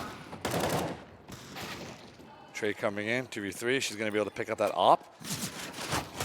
Oh. The deagle shots come out, but don't find their connections. It's going to be Pat dropped down and out of the game, as well as Hazel. Now we're going to be 1v2 in favor of ArkAngel, while Luca and Trix looking to close out this round and pick up their 13th round victory. But it's not going to be over just yet. One player of T-side still remains strong, and out of the game they go. And the defuse will be had by Trix. 13th round victory going the way of ArkAngel. Yep. They're getting closer and closer to that victory here on Overpass, and they weren't even the ones that picked the map, Garrett. Good save round overall by 7 p.m. Getting able to get 3 kills, plus the bomb down. It's going to allow them to buy for the remainder of the half, it looks like, because they're they're 1 round away from max bonus. They have decent money in the bank, so even after they buy, they still have some money left over. So they're going to be able to buy the next 2 rounds in a row. So they have a chance here to really take control if they want to, because, again, the economy on the city side is not the strongest. But at the same time, they just haven't been playing that well, and the strategies have not shown me enough to be comfortable with 7 p.m. winning this map. But who knows, the CSGO, anything can happen. Bomb is going over the likes of B-side, although we know that that can shift here as they are starting to at least pull back slowly but surely. Schmilly trying to get a nice frag outside of the door, quickly closes it back on the Trix. So aggressive. Very aggressive indeed. Kuchi seems like she should be playing on Team Z right now because she's so aggressive. I mean, she's all the way over on T side, pretty much about to clash with 2 of the members of 7 p.m. It's almost inevitable at this stage in the game as MN starts to at least encroach, almost going to have the lines of sight onto the member. She heard the scoping though. She's going to be able to have. Oh, there it is. That's one. Easy shots. Make that dos. Oof. Good job by Kuchi, though. She's been playing very individually, very aggressive, and find those opening picks. Her scoreline's not the greatest because she does such a risky play style, but when she gets these picks, they're absolutely critical. Hazel still has a 3 KD, by the way, Garrett. Whatever. Pretty crazy, actually. I believe our highest KD so far of the tournament through 1 map of play. Yeah, already at 30 kills, 25 rounds in. Pretty solid. Yeah, pretty solid. Absolutely, but they will be at least wrapping around long A. I still want them to be a little more impactful, though. She has an op, but she hasn't found any opening picks, really. She's been finding them mid-rounds, like when everyone's a little bit weaker, or like things are happening. I want to see her opening it up for her team, especially in a round like this where it's 4v3. She needs to find something with that op to help them out. I mean, as an op player, you want to be able to be effective at the early stages of the game. Late stages, sure, it helps, but being able to get those advantages early on are where it's going to be really able to shine through. Here as frags come out for both teams, going to be a 2v3 in favor of the members of ArkAngel. Here as Trix, Luca, and Pat look to seal it out, but Trix is going to be knocked out of the game. It's Hazel with the AWP that finds the connection. Now a proper 2v2 of Luca and Pat versus Schmilly and Hazel as the shots continue to come out. That's going to be Schmilly able to trade out onto a Luka. Pat able to trade out onto Schmilly, and now left and she with knows, a 1v1. She knows they're low HP because the teammate called out that they're very low. She has a Glock out. The op, though, that's a risky move. You know she's weak. If you miss that op shot, you're most likely going to be killed. This is what Hazel needs to step up and win this round. This is the kind of impact that she needs to have. Player crosses out. Pat again. You were able to call it out, Garrett. Missed the shot, and Pat with the AUG closes out the game and is able to find the defuse. Picking up now their 14th round victory. We're 2 rounds away, at least from ArkAngel walking away with the first map of this best of 3. And well, 7 p.m., we got to see a dominant push coming out from this squad. It's do or die at this stage in the game. Yep, the next buy coming in. Like I said, they had enough economy for it. That max round loss bonus. City is still not completely set. So this is, if 7 p.m. wins this round, if they're able to string out the next 2 rounds, ArkAngel is going to be in a lot of trouble. So this is definitely within reach of 7 p.m. It just comes down to these strategies. They need to make it more cohesive and basically work together. It's been almost too simple to the point where it's not really working. So now they're going 5 towards B, no pressure towards A. That's going to allow for a quick rotation from the connector, because you see right now, I believe it's Coochie playing connector. She's going to be able to rotate towards B as soon as this hit comes in, and that's going to be trouble for 7 p.m. Hazel going to be spotted out by Lair. Wasn't able to have the reaction time to find the shot with the AWP just yet, but the information has been relayed to the rest of the squad. As 7 p.m. is at least favored over towards the B side, but you could see a rotation come out very soon as Pat gets dangerously close to where Heffa is currently holding. Yeah, look what Coochie is. This is where the problem is. Yeah, she really hears is. the players outside B short. There's been absolutely no action towards connector and nothing towards A. They have to be able to read this from a mile away of what's about to happen. This is going to be a real hard site for 7 p.m. to connect to unless they get these opening kills. ArkAngel now starting to encircle the members of 7 p.m. The shots are coming out. That's going to be a Luka taken down first by Hazel once again. Flash coming out. There it It's is. going to be That's how dropped you down win as 'em. well. Lair also 3 players down, marked at 4 now. Just going to be Trix, a solo player left alive here for ArkAngel, facing off against all 5 alive for 7 p.m. Just what they needed to do to find the plant here on it B site. Yeah, absolutely critical to win a round like this, especially keeping all your players alive. That's exactly what they need for economy. So even if they lose in the following round to make it 15-13, they'll be able to buy out the rest of the half. So now they're in a decent position in terms of economy to keep buying out the rest of the half. But the problem now is for ArkAngel, they weren't that great for money. So if they lose this next round coming up to make it 14-14, they're going to be on their heels in terms of economy. And 7 p.m. is now, realistically, they're within a good reach of 16-14 and winning this map. But it all comes together because we've seen save rounds being lost before. Can they put it together and secure these wins one by one and close out the map? Bomb detonates. 7 p.m. picks up their 13th round victory here of game number 1. And now we prepare for this round. It's going to be a very important round against 7 p.m. Able to buy out ArkAngel, though, on a bit of a rougher side of things. Going to be going pistols with an M4 versus all AKs. Yeah, they got a double save here just for the sole focus that they don't have enough money. So even next round, they're not going to be able to buy. No. So unless they're able to pull something out with this M4 and like fluke out a round, like I said, like 7 p.m. is technically in control. Even though I've been watching their T side and have not been impressed with it, they are in some severe control here on ArkAngel. ArkAngel has to be very worried. They got to save out completely and try to just win, potentially even in overtime. Because even next round, they're going to have very low buy. Ooh, we need to be careful here. Pat going to be spotted out. The flash comes in, and they try to peek around the corner, but no. Pat with the CZ finds the kill on the Schmilly. That's going to be one member of the T side already going down, but the trade comes back out. Heffo and MN able to trade out onto a Luka and Pat. 2 of the members of ArkAngel go down and out for one member of 7 p.m. 4v3 in favor of 7 p.m. as they continue on with this slow but methodical push around long A. Then the smoke's popped up for long. I think they're just going to group up and just keep it simple. No need to get anything too spread out. You know they're saving. You just kind of win this. But it comes down to Trix if she's going to be able to put that gun into use. But she is stuck towards B. So it all comes down to if Coochie's going to be able to find a headshot here at that headshot spot to see if they can open it up while they're trying to plant it. But they're going to play playing on the opposite side. But there comes the opening kill. 3v3 gets traded out by Leo. Trix needs to seriously consider just saving his weapon and not going for it. He does, but she is entering the fray here on a site. Going to be pushing back into storage. There is absolutely no need for this whatsoever. But Trix is able to find the kill. Heffo going down and out. Now just 2 members left of 7 p.m. for them to have to deal with. And it's going to be Hazel, though, who finds the spray onto Trix's legs. Leo with the kill onto Lair. And a round victory secured for 7 p.m. Yeah, and if you save that weapon, they could have had an okay buy this round if they really wanted to push it, because you see their money right now. Now they could still buy. It's just not going to be that strong. So saving that M4 would have been absolutely critical to this round. And it's one of those things where you want to go for the win in the previous round, but at the same time, the odds are so against you that you just don't need to do it. Just save for the later day. So if they lose this round here, this is the game right here. Pretty much game is on the line here for ArkAngel. In the 29th round of map number 1, Trix and the rest of the crew are looking to have a huge round that could possibly secure them the victory. But on the flip side of that, if they end up going out, well, it's surely going to be going over map number 1 to 7 p.m. But nothing is decided yet. No one has secured their fate here in this first game. Spread out again, playing pretty defaulty, but at the same time, no pressure towards B.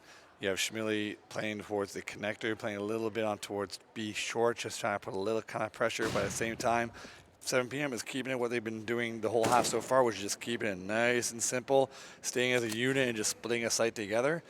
And you know what? Even though it's not the best term in terms of strategy, it's been working for them thus far, so you might as well just keep going with it. But at the same time, ArkAngel can easily defend us, because now you saw them do a proactive push towards B. Now they realize most likely they're going to be towards A, so they need to call this rotation in quickly before they get caught out, basically. Two of the members of 17 or 7 p.m. rather rotating around long A. Nice pick by Trix. Very necessary first pick. Now going to be 5v4 in favor of the members of ArkAngel, who continue to hold off this push from. Yeah, and Luke and Lair are going to be critical on this, because they're in position to flank real fast and catch them before they plant. As long as the ArkAngel stays alive and CT spawn, they should be fine here, because the flanks need to come in. That's going to be the key thing to try to catch them while they're planting right here. Gucci with a nice kill on this Schmilly. Another member of 7 p.m. going to be going down and out. That's just Leo. MN now under fire. Hazel going out.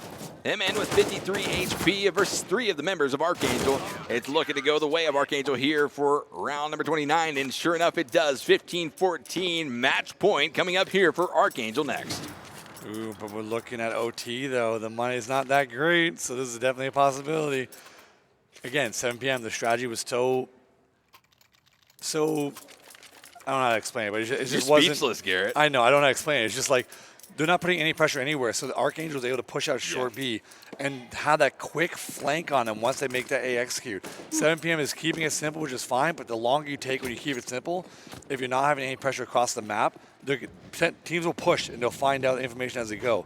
So how is 7 p.m. going to adapt to it? They got now pressure towards B, but they're kind of spread out, though, and able to get picked.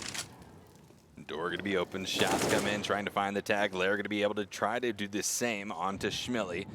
But both teams in a bit of a standstill. T-side playing this incredibly passive right now. Not going to be pushing up just yet. Wanting to try to find that entry frag before they end up pushing in to any type of risk. Yeah, and now you see the same thing as we talked about the last round, where the pressures are not across the map. They have 2 players towards A and 3 working towards B, but the A players have not put really any kind of pressure towards A. So now you see the players from ArkAngel falling back in A, realizing there's not much pressure here, and might put themselves in a better rotation spot to go towards B when the time starts to tick down, because right now there's only 55 seconds left, and nothing's really happened, and it's getting almost telegraphed that they're going to be going towards B. 2 of the players of 7 p.m. starting to rotate around long A. Oh, the huge shots come out. Pat and Luca able to knock down 2 of the members of 7 p.m. Leo and Heffo go down and out. That's going to be a 3v5 in favor of ArkAngel. Not what 7 p.m. wanted to happen, especially so late in this round. 35 seconds left before they lose without even planting. And the smokes start to come out. Molly's as well, trying to zone off any type of push. Another kill comes in. Lair onto MN. Garrett, this is looking more and more like an ArkAngel victory here on Overpass. Hazel will be the last one alive. Down to a 3v1 situation. Definitely can win this. Got to get the spray transfer. Unable to do it. That's going to be closing up for ArkAngel. Very interesting map, to say the least. 7 p.m. they're okay until that last round, where they had one player work out monster towards B by herself with no nade support, was able to get picked off, and then another solo player working towards short B by herself with no nade support. That's how you get picked. And then in a round that important, you need to basically play more together. Well, a definitely big victory coming in for the members of ArkAngel. I think 7 p.m. is very upset about that match. It was so close. It was so neck and neck. And the emotions had to be pretty running high up on the stage. Yeah, again, they're again, like you talked about before, they're a newer team. They're not really more recently formed compared to their rivals in this game, at least. So not really. Nerves can really put an effect on that. No. Who knows? But at the same time, they got control. They had the advantage, and then they slowly let it slip by getting picked off individually. And their strategies were just too basic on a map like Overpass, where Overpass is a little more sophisticated than people may think. Yeah. Oh, no. Trust me, Garrett. We do not think it is not sophisticated. It is a tough map to work off of. So, yeah, this came down to that. It was just too simple. So, Yeah. ArkAngel looked like they had a lot better strats on the Terra side. The CT holds I wasn't impressed with on ArkAngel, but the problem was there were such basic holds from CT side, but at the same time, their attack on T was so basic that it just canceled each other out. So, surprisingly, I was not as entertained with that match as I thought I might have been. So, I'm kind of curious how Inferno's going to go next because both teams were really passive, like really passive. Yeah. The only aggressive player we saw was Kuchi. Exactly. And I'm telling you right now, I don't know. She's probably going to be a banana player on Inferno. That's what my assumption is. Let's take a look at your MVP here from the previous game played on Overpass. It's none other than ArkAngel Zaluka, coming up with 30 kills, 21 deaths, 2 assists, and 1 opening kill. And we'll compare her versus the top player. Damn, Hazel had from 36, 7PM. huh? Yeah, Hazel was an absolute beast in this game. Unfortunately, their team wasn't able to walk away with that victory on map number 1. But what a stellar performance, possibly the best performance by a single player so far in the tournament. And can you believe I was criticizing her? Whatever, Garrett. 36 kills, only like 13 deaths. She absolutely killed it. Yeah, absolutely killed it. That's for sure. The highest KD, without a doubt, so far of the tournament. Make sure to be on the lookout for Hazel and the rest of 7 p.m., though, as they continue on here. The next round going to be coming up, and it will be Inferno. Yeah, I'm kind of curious how the Op's going to be playing on that map. You had Hazel, who was the Opper, who got some good picks with it, but on a map like Inferno, it's a little trickier to be the Opera on that map because it's close-quartered. So it's going to be interesting to see how she's going to put that into effect because she wasn't really aggressive with it. She was very passive. And a passive Opera on Inferno, not that great. No, definitely not that great. Take a look at some of the team stats here for ArkAngel. You can see Luca, Trix, and the rest of the squad, how they did. Now 7 p.m. up on the screen. Hazel, Schmilly, Hefo, Leo, and MN. Very interesting set of stats, but again, that KD on Hazel just still continues to stick out. I feel like it's highlighted and in a different color. Even though it's not, it's just such a crazy number, an outlier number based off of the other stats that we've seen. Yeah, it was like, what, 16-14? So 30 rounds, and you only died 13 times, and you still got 36 kills. Yeah. And you didn't even get MVP. Because you can still get MVP if you lose. It's happened in pro sports. Maybe we need to tell someone that. It still happens, but at the same time, you can't take anything away from Luca. She tore it up too. Yeah. But the thing about Luca's kills were they were very quiet. Yeah, they were. It was just like, it was just 2 here, 1 here, 2 here. Like, it wasn't anything crazy, but at the same time, they add up in the end. So she looked really good. So going into Inferno, those are the 2 players you want to watch.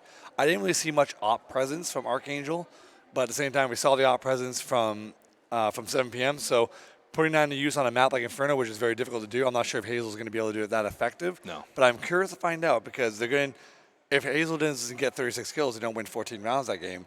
So Exactly. will she be able to put it together for Inferno? Especially with the now pressure of having lost the first map and almost facing going out here in this best of 3. Exactly. But that's going to do it. Map number 1 is in the books. We've got map number 2 coming up in just a few minutes between 7 p.m. and ArkAngel. Don't touch that browser and make sure to join us for map number 2.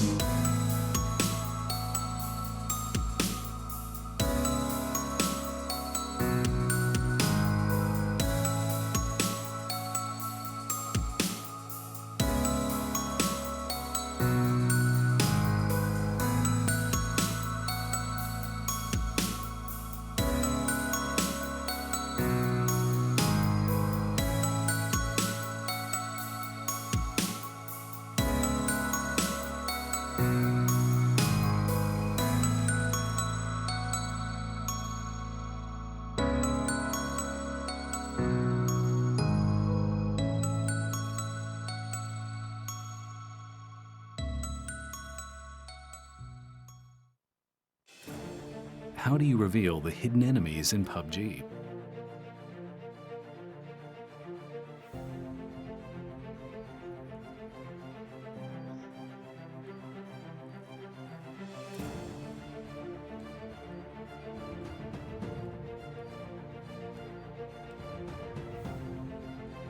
Adjust the black equalizer to brighten darker areas, which makes it easier to spot enemies hiding in the shadows.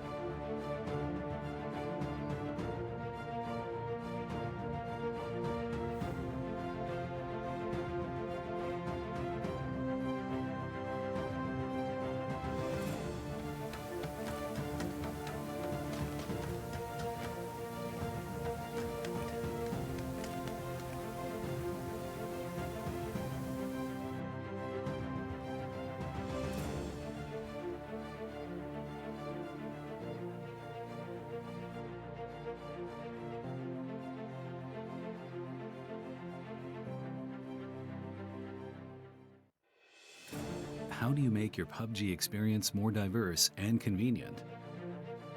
Color Vibrance allows for more realistic and vibrant colors.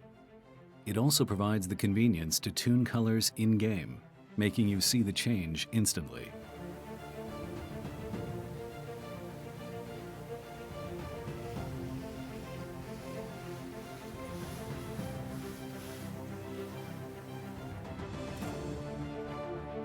Save up to 3 different settings based on your preferences, and use the S switch to quickly change between those settings.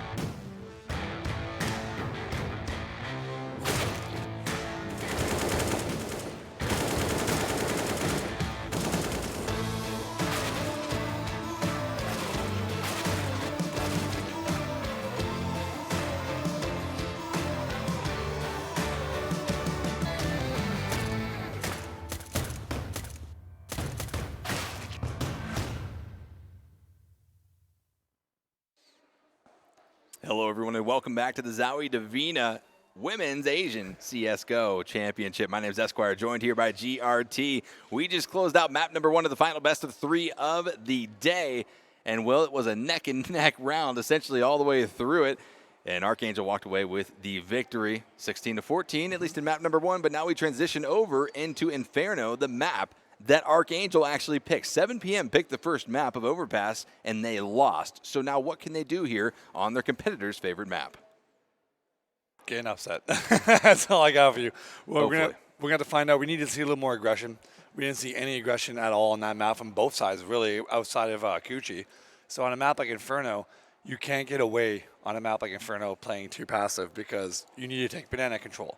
You need to be able to hold banana. And the best way of doing it, well, not the best way, but like one of the more successful ways of doing that is by being aggressive on it and taking the control of it and actually fighting on those choke points. Same with middle. And without being a little bit aggressive, it's going to be really hard to do that if you're going to be passive the whole time, falling back into B. You can get faked, you can get all your nades drawn out. There's a lot of things that can happen, so I need to see aggression from both teams a little bit more on this map, and I'm assuming since ArkAngel picked it, they at least had that in their bag. Yeah, it's definitely not going to be an uncomfortable pick here for ArkAngel. As we get into the second map of this best of 3, well, one map already going the way of ArkAngel. If they are able to take away Inferno, it will close out the best of 3 and send 7 p.m. at least into tomorrow as the losers of best of 3 number 4 of the day. The push is coming out, though. Banana going to be very strongly held by ArkAngel here. There's really no resistance whatsoever by 7 p.m. in that area. I mean, Garrett, what do you think about this? Well, it's going to be tricky because they're 3 towards B. They have a smoke and a flash. That's the first pick by Hazel coming up big, like we mentioned, that she needs to do that. But at the same time, Trick still has the smoke, and that smoke's going to come from spawn side here. And it's still going to be a very opened up map, open up round. It's going to go either way, but they're going to catch people right into the smoke. That's a nice shot by Shamili right there. Getting the second one as well. Getting a look for the third. The trades come in now. 2v3 situation, still very winnable. Pat needs to take control of the back halls if you want to win, but you're not doing it. So it's going to be hard for them to win. They're both going in now. So this is what I like to see. This is the kind of play. If you want to win this round, this is what you got to do. And I love this play. Definitely a smart maneuver here from ArkAngel after the plan to wait for the members of 7 p.m. to try to come in and take back control of the site. Ooh, they're going to be trying to go for the defuse almost immediately. Pat, though, able to trade it back out, but they're not able to do it. Out goes Pat to the hands of MN, and, well, it's going to be a victory going the way of 7 p.m. here in round number 1. Pat had a sick round there, one falling away from getting the ace. Again, they made the right play there. Unfortunately, the second player they left in the back halls that she baited for wasn't able to pick up that kill because I believe it was Leo who just one-tapped that face. So, overall, 7 p.m. gets a win on a round where technically how they played, they should not have won. But they'll take it right now. And again, this is where momentum comes in. Are they going to be a little more aggressive now? Are you just going to give up banana on a save round and let them execute on you? Because you see right now they're upgrading pistols and they have nades. So that indicates to me that they're most likely trying to do a B execute.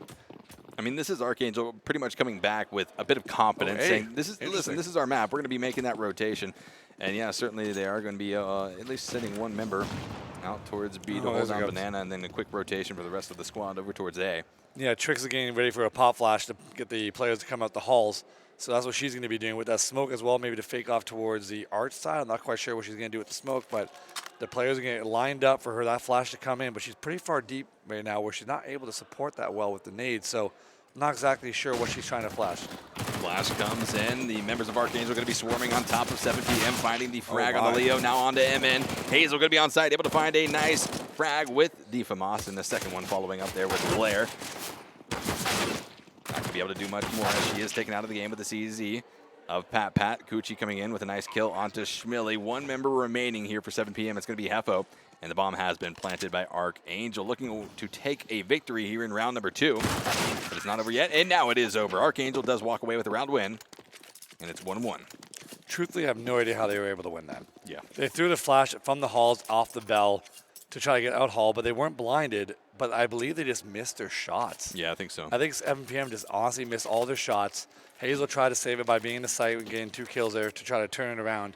But at the same time, just unable to connect. And now you find ArkAngel back in the driver's seat, has the weapons, and 7 p.m. is going to be back to just saving up the pistols, having one person with armor and a nade with 2 flashes, maybe looking for some kind of pop flash play, but they're pretty separated with a 3-2 split.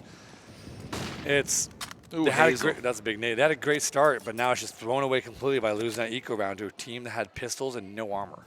Yeah, tough losses there for 7 p.m., but they do have another opportunity to at least fix that here in round number 3. 1 minute and 30 seconds until that bomb needs to go down for the T side of things, and they are starting to make that push through. Banana at least they go. It looks like the A side is fairly secured as well, trying to get that entry frag, but not able to find it just yet. Working up our side, Kuchi, the lone aggressive player from ArkAngel, trying to get as much information as possible to make a call. It looks like they're going to split in towards B, which is a pretty aggressive play to make, especially with AKs. When you know they're saving to do a wrap, a lot can happen where you can lose that weapon. And speaking of which, this might be what I'm talking about. Leo dropped to 13 HP. Hazel dropped down. 42 Schmilly as well, Leo. And out goes Schmilly to the hands of Kuchi with the AK. And now one more will go. Trix finds the kill onto Leo, but it is able to be traded out. Aluka and Trix going down and out, but now Pat comes in, picks up their 7th kill of the game, and Hefo will be exiting. It's going to be a 3v2 in favor of ArkAngel as we roll into the later part of this round. Just save that FAMAS. It's a free gun. And not anymore. So that's one of the things we've talked about in this event so far is that the discipline with saving weapons has been very lackluster, and you want to see it a little bit more often because that was a FAMAS there on a 3v2 situation with no kit. You're not going to win this round. So you might as well save that FAMAS for future rounds because down the road, that 2K to 3K can shed armor as well. That 3K could really help you have a nice buy later on that you otherwise did not have the money for. So unfortunately, she wasn't able to save it or didn't even think about saving it, but now we're going to go into the next round. Money is still not the greatest. It's going to be another save coming up from 7 p.m. And ArkAngel looking to just try to survive as many people as they can each round to get that economy up because right now, I'm looking in a good spot. Looking in a really good spot, especially comparative to the loadouts being rocked by 7 p.m. on CT side. Round number 4, though, is underway. The nades, you see the nades, though. Yeah, exactly. They're looking to nade down middle. ArkAngel better not mess up and send up people up middle because right now they're going to get caught out. Yeah, nades start to Oh, fly. but they blocked each other. Ooh, a lot of damage being applied onto the members of 7 p.m. That's going to be 3 of them knocked out. Trix and Lair, though, going down for ArkAngel. It's going to be a 3v2, still in favor of ArkAngel, and now it quickly turns more in favor for them as one more goes down and out. Ooh, nice shot. MN with a nice trade out onto Kuchi 2v1. Pat at 5 HP, essentially 105 HP versus 68. This is winnable, too. MN has Definitely decent winnable. health, 1v2 situation. No nades, though, but she has a smoke. She can smoke the bomb out and try to force ArkAngel to peek. But right now, the way ArkAngel's positioned, they can really trade off each other very easily if they play it correctly. So I'm expecting that to happen. Worst case scenario, they lose 1. Checking out the fountain, trying to spot out where the members of ArkAngel could possibly be. Is going to be able to spot out Pat, able to spray them down, but MN goes down and out to Aluka. Costly round, though. Closing the round. Yeah, a very costly round. Very costly round. So good job by 7 p.m. to invest just HE nades in that round and end up getting 4 kills. Can't get much better than that outside a win. Nope, certainly cannot. But still a full buy coming out from the members of ArkAngel and a bit of a buy coming out from 7 p.m. as well. It's going to be a full buy for both teams here in round number 5. The op, though, as we talked about, Hazel coming out with it. No head armor, which is okay because they have AKs across the board, but how aggressive is she going to play with this? I want her to peek mid aggressively and try to find picks and play off of that and not just play completely passive. Well, and right now, look at 7 p.m. on the B side, though. Completely passive, like we talked before. Completely. This is very easy for them to get faked out, get all the nades drawn out, and do a late B hit from ArkAngel if they're able to spot this difference out. But right now, again, the positioning on city side has been leaves much to be desired. Luka could be throwing out a zoning Molotov here as they exit out of Banana. Banana has not been contested once so far here in this game, Garrett. Not at all. We'll see if that continues to be the trend for the rest of the half. Because, again, there's nothing wrong with playing Banana passive. It's just knowing how passive they are as a team, I just don't see them playing aggressive. No. I want to see something like that early to set the tone for 7 p.m. All right, well, 2 of the members of ArkAngel are going to be pushing Nice out, shots. and both immediately going to be taken down by MN with the M4. That's Kuchi and Trix exiting out of this round. 3 members alive versus the 5 still up for 7 p.m. Definitely shifts the odds in the favor of 7 p.m. and their success in this round. Again, those 2 mid picks are huge, but again, right now, 7 p.m. is so passive at B, this is still anyone's game here. They can find these 2 entries without getting killed. They have a good chance of winning this round. It just comes down to, are they going to be able to get these picks? ArkAngel pushing on to Fountain on to the side, able to at least find 2 picks, but quickly going to be traded out in return to Luke and Pat versus 3 of the members of 7 p.m. a 3v2. Definitely winnable, but they're not taking backhaul control, so most likely they're just going to get flushed out. MN has a molly, using it really early, though. That's a really good molly to have to flush them out late in the round, but throwing it that early is going to take that option away. But Pat playing a very unusual and awkward angle that might catch them off guard. Bomb has been planted on the backside of East site. Shots come out. Going to be able to tag down Pat, but Luca is able to trade out onto Leo. 1v2 scenario. And the shots come out. Able to find another tag, but unfortunately able to find the final kill onto Hazel. And that's going to be a round victory going the way of 7 p.m. here as she is able to get the defuse. Still a rough victory to have, having only one survive. Archangel still has the money to buy this round, I believe, which puts 7 p.m. on the back heels. If they do, yeah, they have enough money. If they lose this round, they're going to be broke going forward. So this is a good chance for Archangel to put their stamp on the control on this half and reset 7 p.m. So Archangel's still in a good position, and it comes down to Hazel with that op. She should know Archangel does not have enough money to buy an op. Oh, and they're not even buying fully. No, definitely not. An interesting That is a loadout. curious decision to make. They had more than enough money to buy right here. Yeah, I'm not exactly sure why you wouldn't do that. Maybe do at least prepare for possible future Oh, rounds. Hazel Shots playing comes aggressive. out. Hazel able to find 2 tags, drops down one of the members to 6 HP, but it's not going to be enough. She's quickly going to be flushed out of the game by Aluka. Pat comes up. It's going to be all 5 members still alive for Archangel versus now 2 members of 7 p.m. 7 p.m. being made light work of here in this round. Yeah, well, so much for us wanting to play really aggressive on this map. They tried to play aggressive that round, Yeah. and they end up losing all 3 without a single trade. And you know what that does to someone's psyche, right? Yeah, it kills it. Yeah, you put it bluntly, Pretty you're right. much. They now do that. You think they're going to play aggressive on Banana after that? It takes a lot to like decide to play aggressive, and now that person's going to lose their gun too. They're going to be broke as can be. And it's just unfortunate because they played aggressive there. Hazel was going for those picks with the op. She just missed that initial shot, which cost her, and she didn't really have any good support from her teammates. And now that's going to put a damper on them to realize we're not going to play aggressive anymore. No, that is not going to be the play here as Archangel picks up their 4th round win of the first half of map number 2. Round 7, though, coming in, and we do have a pause. This is likely, my guess is, that money. Garrett, my guess is on the half of 7 p.m., taking the pause right now. I'm going to try to at least figure out what's going on here. Or it could just be BMing by Archangel. That does happen. Some teams do that in pro matches where, let's say you're winning like 14-6, but it's against a team you really They just don't want like. to let you sit there and think about it for a little bit. Yeah? That's actually happened. Like you're playing a team you really don't like, and you're beating them like 14-6. I think that was an Archangel pause. They're talking right now. Oh, they're allowed to. Well, certainly, but the members of 7 p.m., they didn't look like they were communicating, Garrett. Oh, they just might. I don't know. I couldn't tell you, but I've seen that happen. Where it is Archangel. Yeah, it's an Archangel time. Garrett, I think you're onto something here. Damn, I think they're trying to make 7 p.m. It's still sit there and it's think still about too it. it's too early. You're supposed to do it later to let them know you suck. No, man. not these two. I'm talking about the other team. No, right. Yes. Hey, mind games are definitely part of it. Right? Oh, yeah. Definitely part of it. And here we go, though. Round number 7 is underway. And we're going to be having at least a 3-person push or a 2-person push through Banana. This is the strongest, at least, that CT side has contested the Banana area so far. They're going to be stacking 3 of their members very tightly up on top. Leo takes a lot of damage, significant damage, dropped down to 22 HP here off of the Banana side of CT.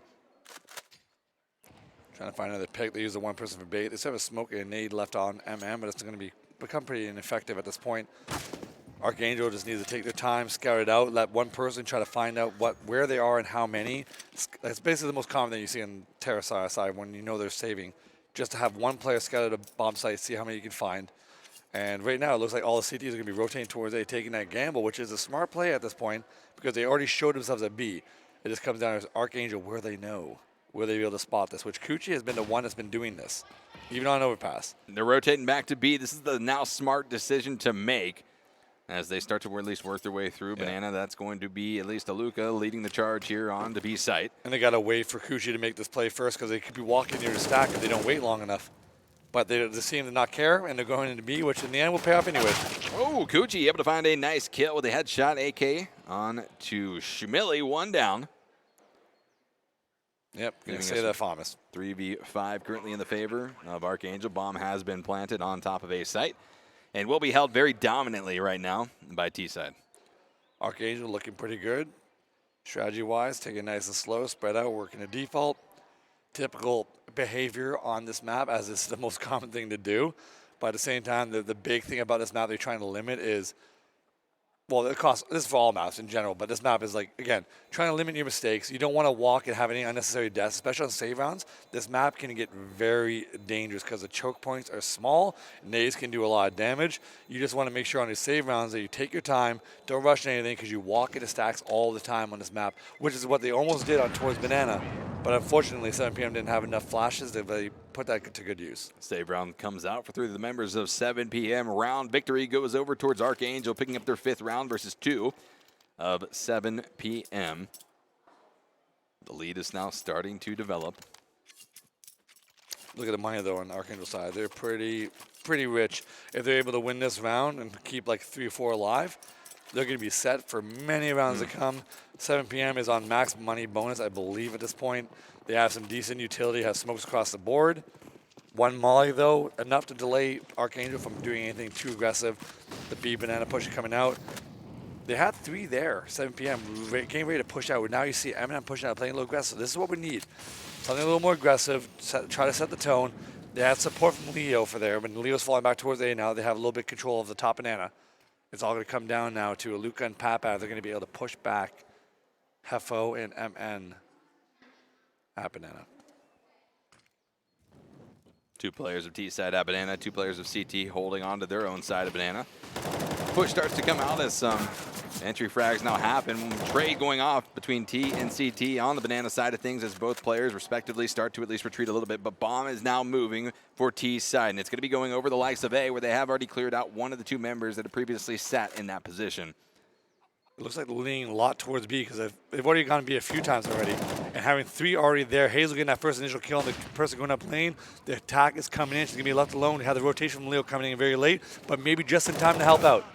It's going to be a little bit too late, though. More frags come out. 2 of the members of T side still remain alive on A site, completely uncontested for at least a few more seconds as the bomb does go down. And well, now Aluka and Lair are left to look for the only 2 members left alive for 7PM. A 2v2. The shot from the op comes in, and that's going to be Lair able to pick up at least 1.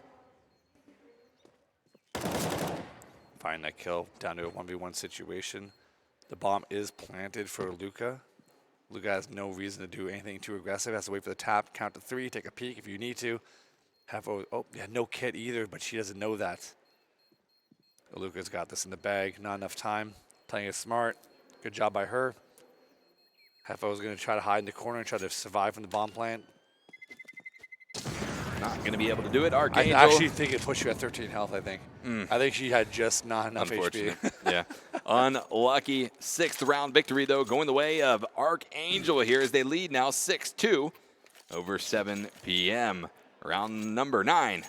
It's about to kick off here, though, and it's do or die now, at least for 7PM. They've only been able to pick up 2 victories so far in the first half. And Garrett, I mean, how much more can they take here? How many more victories does ArkAngel need to put up to really seal this map victory in the bag? 16.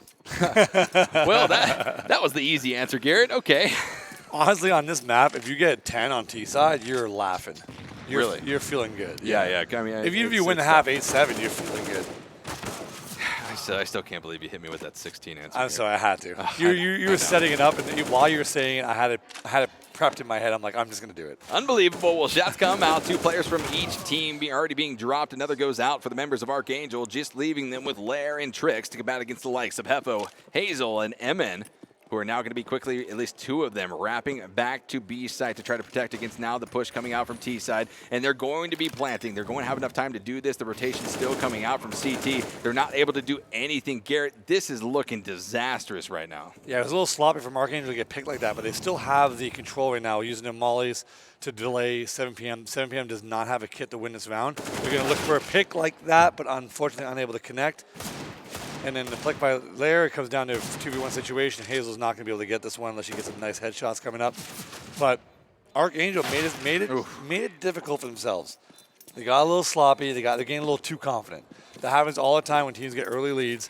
You get a little too confident, and then you I wouldn't say you slack, but you slip. You lose a little bit of your focus. You get too confident. And that seemed like what happened right there. And now the pause is coming in, which I'm assuming this time is from 7PM. I would hope so. It likely might be ArkAngel already calling 1 pause here in this game. We are looking at 7PM. It looks like they're communicating with each other. Likely going to be the reason for this pause to get situated here for the remainder of the first half of map number 2 on Inferno. You got to change up the way they're playing just a little bit. Haven't been able to find any picks early on these rounds, especially on City side of Inferno. You should be able to find some kind of picks towards Banana, towards top mid. Unfortunately, they have not been able to find any at all.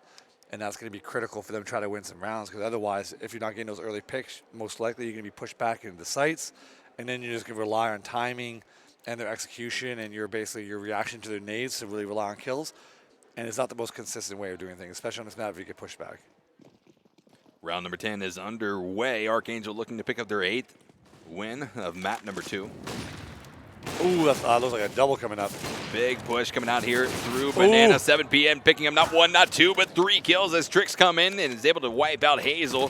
That threat here on the 7PM squad. More shots though come out from Leo. Hefo able to find the shots on there we go. to Aluka, and now Trix goes out, and that's going to be a quick, very quick round victory for 7PM. The first time that really Banana has been a battleground in this map. Yeah, great job by Hazel getting those 3 kills. Really nice shots. That's going to help them build a confidence a little bit to win a round of that nature like that, and to do it off the back of Banana aggression. So now, will they continue doing that? Or do you just take that one win and use that across the map? So it looks like Hazel's going to be going towards A this round. So it looks like they're not going to do the B pressure again, but they do, no, actually, I might take that back. They have to be towards B again.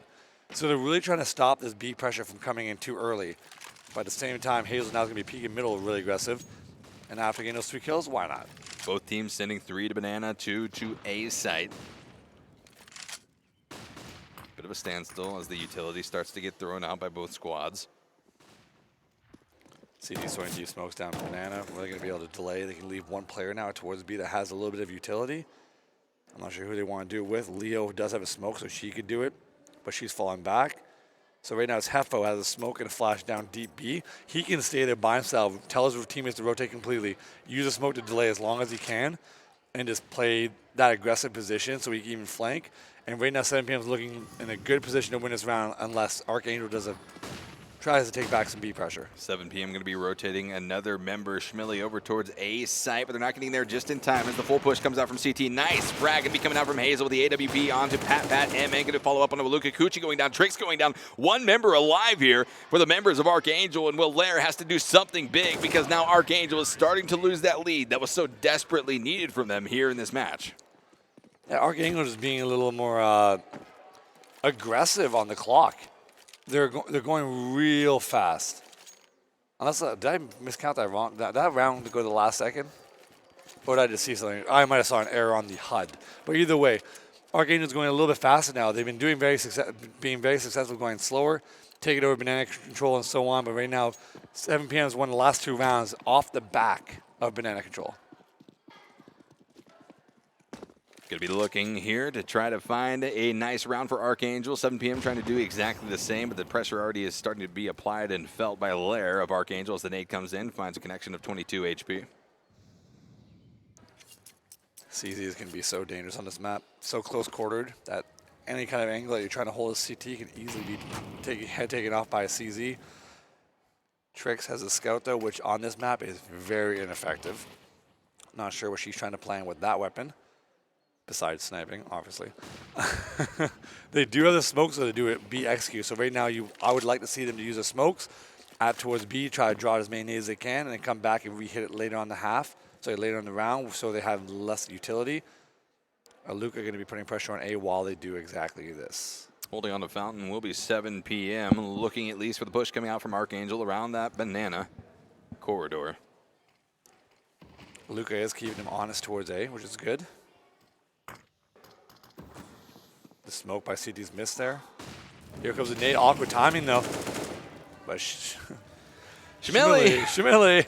Holy cow! Man, it's insane what 7PM rather has been able to put up in the last 3 rounds, Garrett, against ArkAngel. They've been picking up massive kills and in quick fashion as well. Yeah, the nice 3-peat there by Schmilly. They've had now each of their wins so far has been one. Ooh. Oh, well, maybe it's too soon. Getting turned around just a little bit, but ArkAngel is getting closed out on as Hazel comes in with the AWP, picks up 2 kills, and closes out the round, picking up their 5th round victory here of the map. 5-7 is what we look at going into the 13th round. A lot of these wins have been off the back of an individual player's performance in the round, and really, like for example, Hazel's 3 op kills towards Banana. We had that round right there where Schmilly got those 3 kills, which at the time it was looking like it could have been a little dangerous because her partner in crime got caught off in the open, which could have been disastrous, but Schmilly was able to save that. Hazel has a good spawn to peek middle if she wants to elect to do so, but she is not. 3 towards Banana once again. ArkAngel now needs to find a solution towards this 3 Banana. Yeah, they've really been countered on their previous play here by this 3-person push from CT side on the Banana. And the shots come out, able to find the tag will be Pat on the Heffa, trading him out after losing a Luca. 1 down for each of these teams, leaving us with 4v4. I'm surprised the A players didn't take a little bit of an advantage there because they didn't notice that 7PM had 3 players towards B. And when you do something like that, it gives you more freedom to work towards A, knowing that there's only 2 there. So they could have made a move off of that. And now they're taking that exact chance. It looks like they're going to do a B squeeze potentially again. They did it in the save round. But the bomb down is deep in T-spawn, not deep T-spawn, but it's towards T-spawn. And it looks like they're going to leave Coochie once again, who loves to lurk for this team. Are they going to go A or B with this? Yeah, they're going to go B with this. They're going to go B here with either Coochie distracted or catching rotations. Yeah, they've soaked in at least. And this is the best thing they can do because Schmilly's by herself. Schmilly's by himself. Leo already rotated over now towards A site. Will be catching them completely off guard. Up there in the corridor. Will be at least able to find the tag onto Lair. Quickly drops to reset the engagement. Schmilly picking up a nice kill. The flank, though. Coochie's coming to the flank. If she just waits a little bit longer and gives her teammates some time to catch up, Coochie can really catch it. But it looks like Hazel's watching for it, though. Yeah, Hazel's posted up waiting. Shot comes out. Coochie goes down. Pat taking damage. Trix going to be one of the only 2 members alive for ArkAngel versus 3 of 7PM. Schmilly going to be holding on to Fountain, able to find another frag, but quickly gets taken down by Trix, leaving us with just 1 member alive, 12 HP. Trix going to be trying to go for the plant here, but it's a very risky endeavor to make. Hazel pushing over the AWP. AK going to be on MN, and that's the round victory going over the way of 7PM. 6-7 now. Did she hit her? I thought she might have hit her there. I might have been wrong on the HP.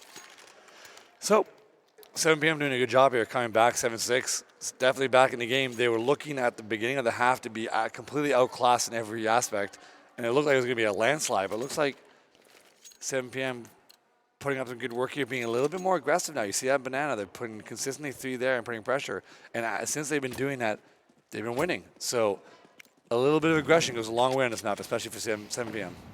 Certainly does.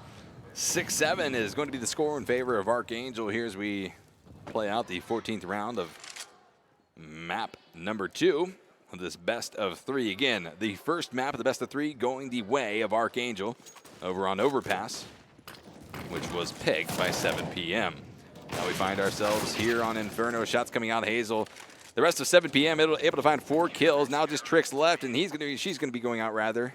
And now all tied up. 7 across the board for both of these squads as we enter into the final round of the half. ArkAngel needs to step it up because they are slipping. Slipping like they're on a slide. Slipping like a slide, yeah. And so, the op comes out the first time with the op, and they're giving it to Coochie. I'm not sure if she has the best spawn for taking a shot at Banana, which I have to assume is the case because Lair has been the opper for the team. So I'm assuming Coochie has a good spawn to peek out towards B, but I'm looking at the map, and she has the worst spawn. So I got no idea. No idea, but they are going to be going over towards Banana right now. 3, mark that, maybe 4 of the members of T side, even 5 versus the 3 of CT who have been sent that direction time and time again, at least after the last few rounds have been played out. It looks like ArkAngel is going to go back to it, just a straight up B take. Just keep it simple, not overthink it, which is fine. It could definitely work out. They drew out some decent nades from 7PM from the holding Banana, so just comes in if they just want to do a straight up hit off the bat and explode, or they're going to throw a fake and draw the nades first. It looks like they're going to hit it straight up right now. Shots come in. That's going to be a nice turnaround onto Heffa. 1 member dropped down for the members of 7PM. A nice trade back onto Pat and Lair. But now both teams with 3 remaining. Trix drop down to very low HP versus all 100 HP for the members of 7PM as the bomb does get planted, though, by ArkAngel. Only the 1 HE into flash. They want to throw the HE towards the back corner. Coochie taking a battle towards Banana, gets mollied off the opponent so you can focus more towards Banana, but the player at Banana needs to make a move because she's trapped right now. Schmilly able to find a kill onto Trix. Aluka onto Schmilly. 2v2 scenario, and Hazel is taking damage. Nice. That's going to be MN going dropped and out. 2v1. Hazel still alive, but she's not going to be able to sustain the damage being put out by Aluka's AK. Final round of the half goes the way of ArkAngel, 8-7, as we lead into the second half of map number 2. Yep, Hazel had a good half there. We talked about her before the game where she would need to be the one that needs to step up and play aggressive with the op and find picks, and she had that one round of banana where it really came through. I'm not sure outside of that round if she had any of those big rounds that really stepped up, but she had consistent contributions throughout the half, so she really doing a good job. Now it's going to be interesting to see how she does on the T side, because op on the T side on a map like Inferno is much more difficult than on CT side. So now I want to see, are the strategies that 7PM is going to break out on Inferno going to be as basic as they were on Overpass? Because that's going to be the key to watch, because they've been keeping everything really simple. And on a map like Inferno, you can do that. But if you have a team that knows what they're doing on the CT side, they're going to pick you apart. It's going to be an 8-round push here for ArkAngel to try to close out map number 2 and end the best of 3 in favor of their squad. But it's not over yet. It's been kept neck and neck by the members of 7PM, who have had a pretty successful last few rounds as it stands against the members of ArkAngel. Let's find out what Coochie plays. I assume she's going to be a P player. I really hope she is, because she is. That means there's going to be some fireworks towards B, and she's going to play aggressive. They got 3 there going for the pistol round. Probably going to get someone set up at the car and have 2 bait from behind just for them to walk into, but the flashes are coming out, so they have flashes primed for this peak. Flash is primed for the peak. Banana going to be lighting up here. 7PM trying to get some shots out from T side. Able to find at least a nice connection onto Pat.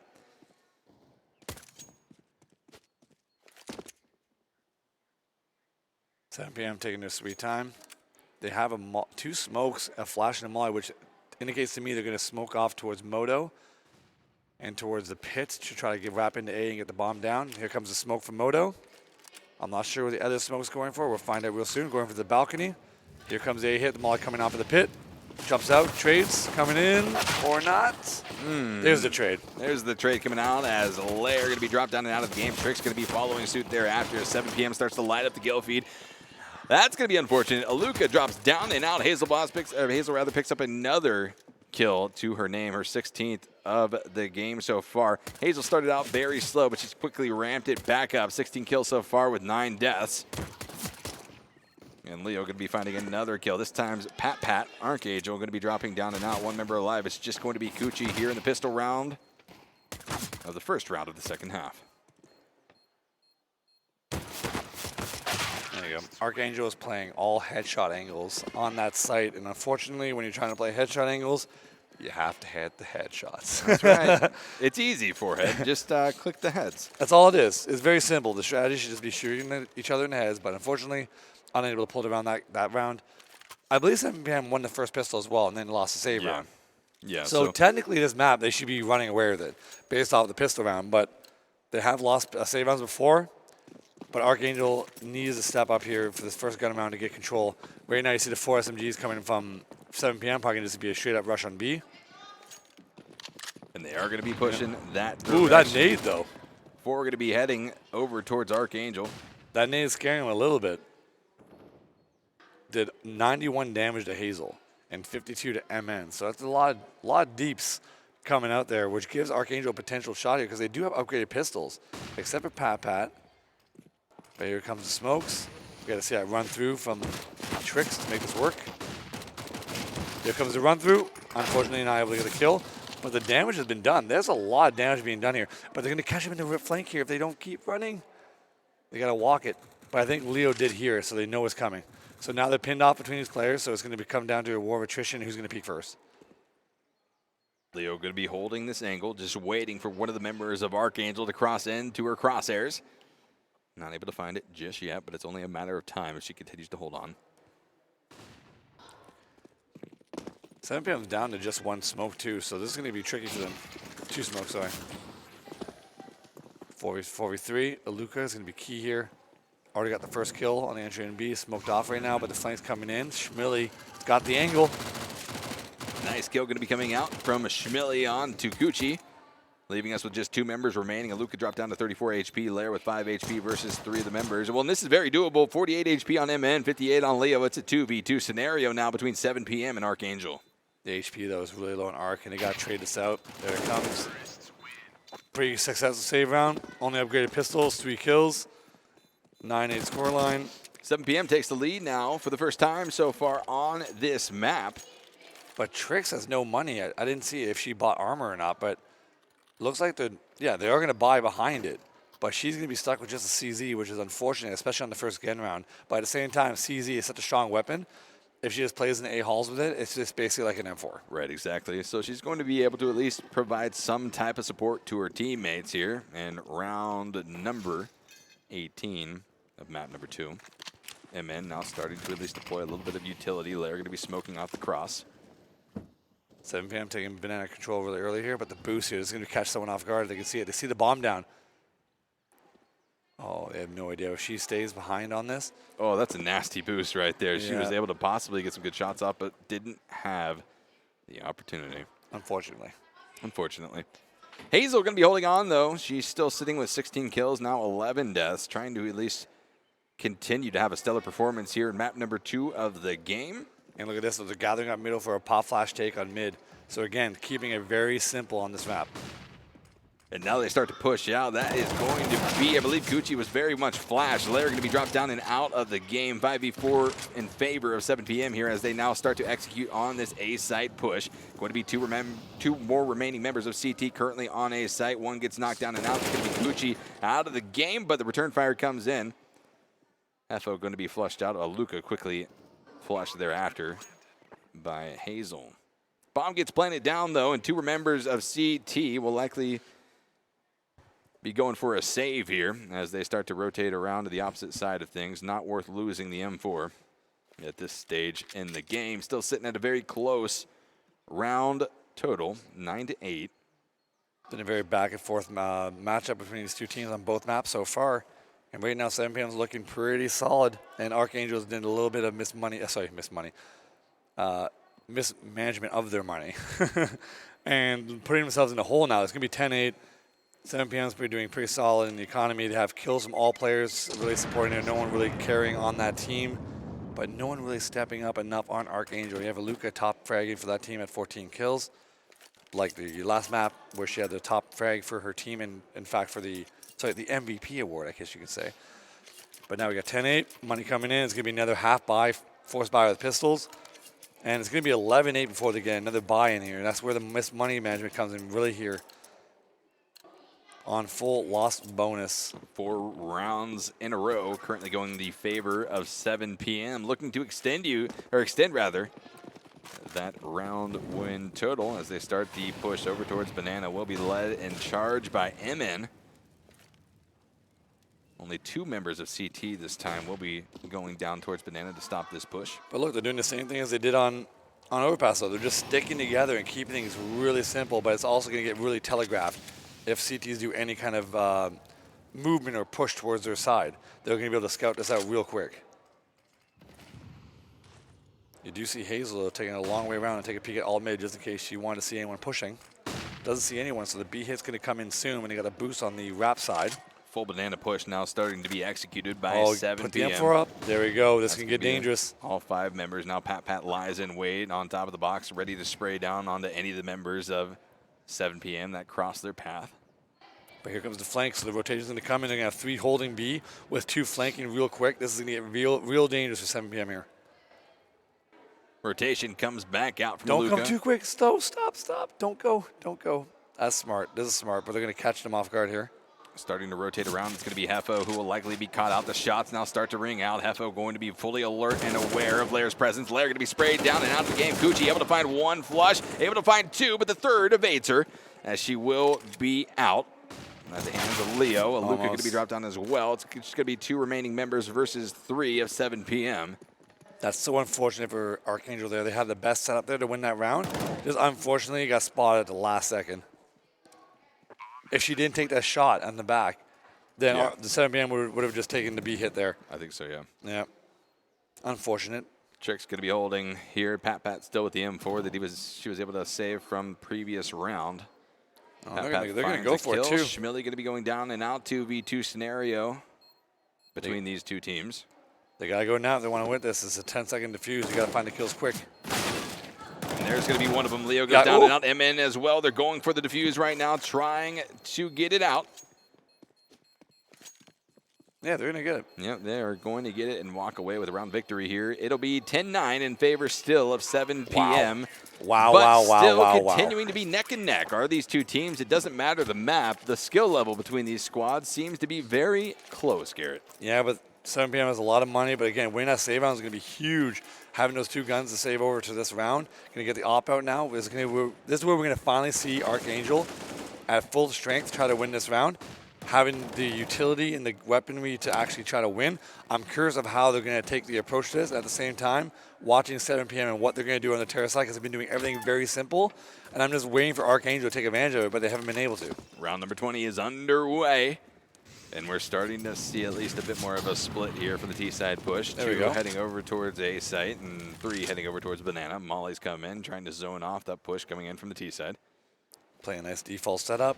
Not taking hulls together, though. A little sloppy on that, but at the same time, it don't matter if they get the dub. Pat playing a little aggressive with getting pop flash from her teammate Trix. Playing really passive again. It looks like they're going to go for the boost again, potentially. Playing on the retake side on B. The op, no, not able to find anything so far from Kuchi. She's going to be going to the bomb sites. So A bomb site, op towards lane for the quick escape. Smoke's coming at B, which is most likely just a draw nades from the CTs to basically buy some time. Still going to be a very slow play here coming out from 7 p.m. in round number 20. Trying to make sure that they do exactly what they need to continue to extend this lead over ArkAngel. Good smoke coming out. Lurk smoke. So they're throwing a double fake here. Double fake comes out. ArkAngel Trix able to find the kill onto Schmilly. Leo finds the kill onto Trix.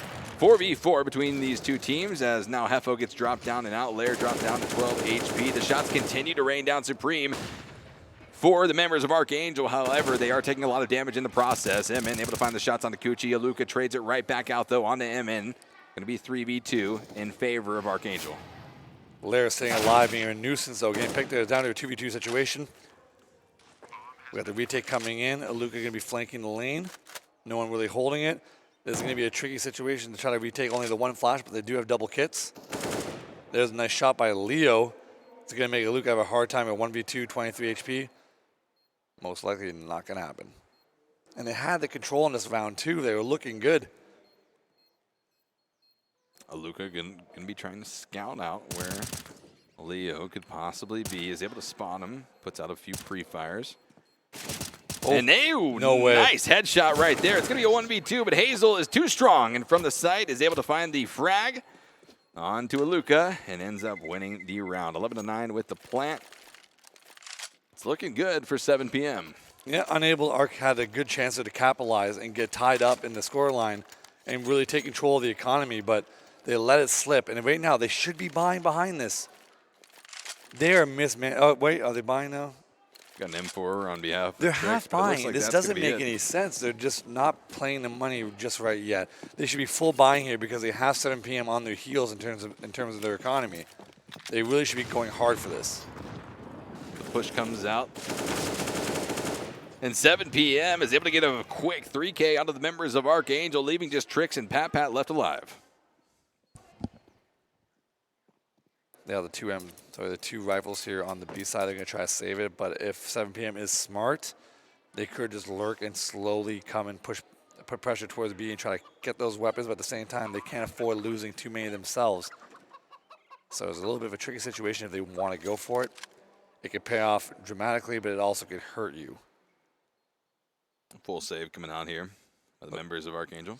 Looks like they might commit just Leo to trying to find those picks, which is okay with me. Leo's looking, not finding them just yet. Yeah, definitely on the search, on the prowl. The team, there you go. They're going to have 3 players not going to go for it, so they are going to try to commit to this. Let's find out who's going to pay off for. This can get real dangerous. Hefo taking the lead with the Mac. Ooh. There's the first one. And there's the second dose. There's the dose, and that's going to be all she wrote for ArkAngel in that round. 12-9 in favor of 7 p.m. as we enter in to our 23rd round of map number 2. And it's looking like an 7 p.m. victory as they continue to rack up round after round after round with not much of a response here from ArkAngel, but they are able to full buy. 1.5 full kits versus full kits. And Garrett, this is going to be an interesting round, a pretty determinative round, and ArkAngel better be doing something here. Yeah, they got Tricks on the op this round. Going to see if she's going to play a little bit aggressive towards middle, but she's going to be opting towards halls, which is something we haven't seen yet. But at the same time, 7 p.m. hasn't been really putting much pressure on the A halls so far. They've been putting most of their resources towards B, being very passive, not taking anything too aggressively and trying to get picked. The B players playing wrap side on B every round so far, really. Trying to boost up on the ledge there for when they get smoked off. Going to be pushing now aggressively That's through the op, Banana. too. That is the op. Going to be going down and out. Tricks. We haven't seen Tricks op at all, really, I don't believe, or much of it, so kind of surprised to see her on the op. But then again, ArkAngel in general hasn't really op that much. No, definitely not. Definitely not. Still going to be 4 alive here for ArkAngel versus all 5 of 7 p.m. Flying back towards B, but leaving Hefo towards A to maybe try to throw a lurk out smoke on the balcony there to try to draw another rotation, but it's going to be a straight up 4v2 hit here on B. That boost is going to be critical. If Lair can put enough distraction in so they don't pay attention to the boost, they can win this round. And the engagement going to be at least kicking off here. A 4-person push, and able to kick off the engagement will be Pat and Lair with 2 But kills. Hefo Quickly turned around. Schmilly and Hefo able to find 3 kills on top of the members of ArkAngel. Pat now the only remaining member of that squad with 2 HP to their name. It is not looking good for ArkAngel. They had a good chance to win this round, but Hefo was able to get 2 of the rotators coming over from A to really salvage the round. If she wasn't able to do that, that could have been a very tricky thing to win because it would have been a 3v2 situation. Down Pat just 2 HP. Hefo ran by her. They probably didn't hear the footsteps because they made a lot of noise. But they are on land, so they don't hear him as well. Oh, ran by. Ooh, awkward. Nice shots coming out from Pat there. And able to at least get 1 more kill before going on a full save.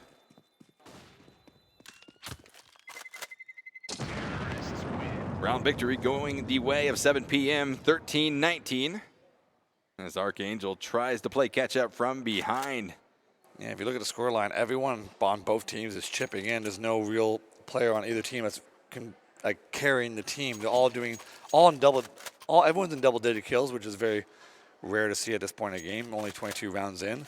A lot of time there's always been that one lacker, one slacker. Never me, Garrett. Never you? Never me. And it's unfortunate because ArkAngel has been really messing up with how they've been doing their buys. They should have had more buys in this, but they've been messing it up and investing too much in these save rounds, which unfortunately is starting to hurt them a lot coming in these. Kuchi making an aggressive push, which is what she's known for.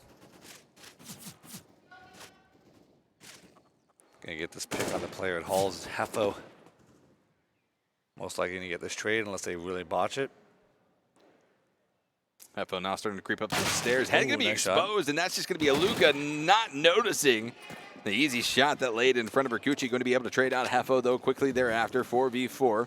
And 7 p.m. committing to the wrap now, knowing that there's 2 in the halls. They realize that they can wrap into A relatively easy, but they don't realize that Trix has gone to the bomb site already. Full push now coming out from 7 p.m. Trix able to get a nice shot off of the CZ. Kuchi getting that pick now, 3v2. Rotation coming in. They do not have a kit. All 3 have armor. They got to wait out that molly. That's a mistake by them, throwing double mollies in the same area at the same time. That's going to give them a chance. They can just wrap this together and just trade it out. It's all going to come down, though, to Kuchi on the lane. 3v2 scenario. Kuchi dropped down to 62 HP. Lair going to be flushed out of the game. Pat dropped very low, but it's just going to be Leo that survives for 7 p.m. And what is she going to be able to do here? Able to find at least 1 more kill, 1v1 scenario. Oh, and has the HP lead. Bomb will be planted, though. Kuchi going to be hearing this very shortly and now trying to spray down around the left side of the box. Wow. At 7 p.m. with a huge clutch. Leo with the plant and the extra frag to close out that round. I didn't even realize the bomb wasn't even planted because that was a huge mistake. They should have just waited. Definitely, yeah. They should. Yeah, they should have just waited. No There was reason to push absolutely off of no reason to peek.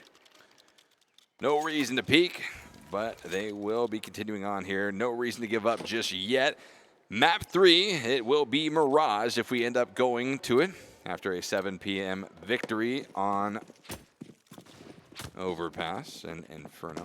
Well, ArkAngel winning on Overpass. Archangel's had a lot of opportunities in this map so far to really claw back into it, but you gotta get to 7 p.m. They've been clutching the rounds. Archangel's let a few rounds slip between their fingers. Really gonna come back and bite them. 7 p.m. going back to their default. Nothing special, but again, just taking banana control pretty early, and Archangel's put no pressure on banana. Unlike the other, like what we talked about, how 7 p.m. was always playing passive. 7 p.m. was playing 3 towards B. Right.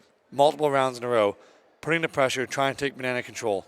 And on the flip side, Archangel hasn't even done it once. No, which definitely could be the difference. Not a bit of a tough game now. An incredibly hard climb for ArkAngel to get out of this bit of a ditch they found themselves in now. We are 2 rounds off of a victory for 7 p.m. if they're able to secure the next 2. This guy got towards A Halls, not much pressure. They're going to fall back to just do a simple B take with 5. We got both B players playing in the site doing the crossfire. A player is not doing much in terms of info gathering, which is what you want to see at this point in the round, which is 44 seconds. No one's taking over middle or Halls. This is a good sign they're going to be hitting B. Here it comes in right now. The quick rotation coming in from Tricks. Shots come out. Gucci getting caught out in the open. Look at the spray, though. Pat with the 3K on top of 7 p.m. will be flushed out by Hazel quickly thereafter, but it leaves it with a 3v2 advantage for the members of ArkAngel in the 24th round of the map. Have a hole in the flank with a flash out, maybe trying to do a pop out to the peak. Good play, unfortunately didn't pay off. Hazel getting taken out, 1v3. Hevel getting the first. This is a very winnable round if she wants to peek. She got to peek quick, though. Bomb being diffused, and she's going to be able to find the kill on the Tricks. Just going to be Lair, and she's able to find the kill. That's a full squad wipe. That's actually really important because they got the first win, but now their money, they weren't able to save any weapon. So to claw back now, it's going to be like, look at the money right now, 3-6, 3-5, 3-7.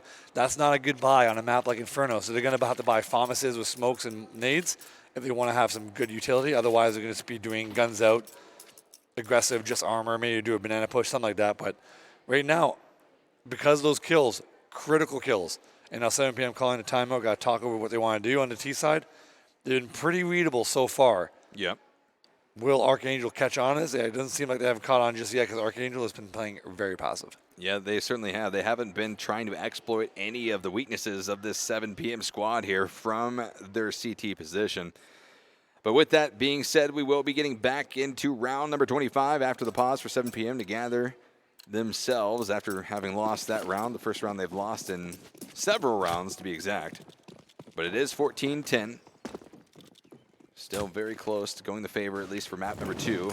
Yeah, ArkAngel's down to 2 SMGs. That's going to be very difficult for them to do. Pat getting burned alive, down to 26 unneedlessly. The SMGs, though, where are they?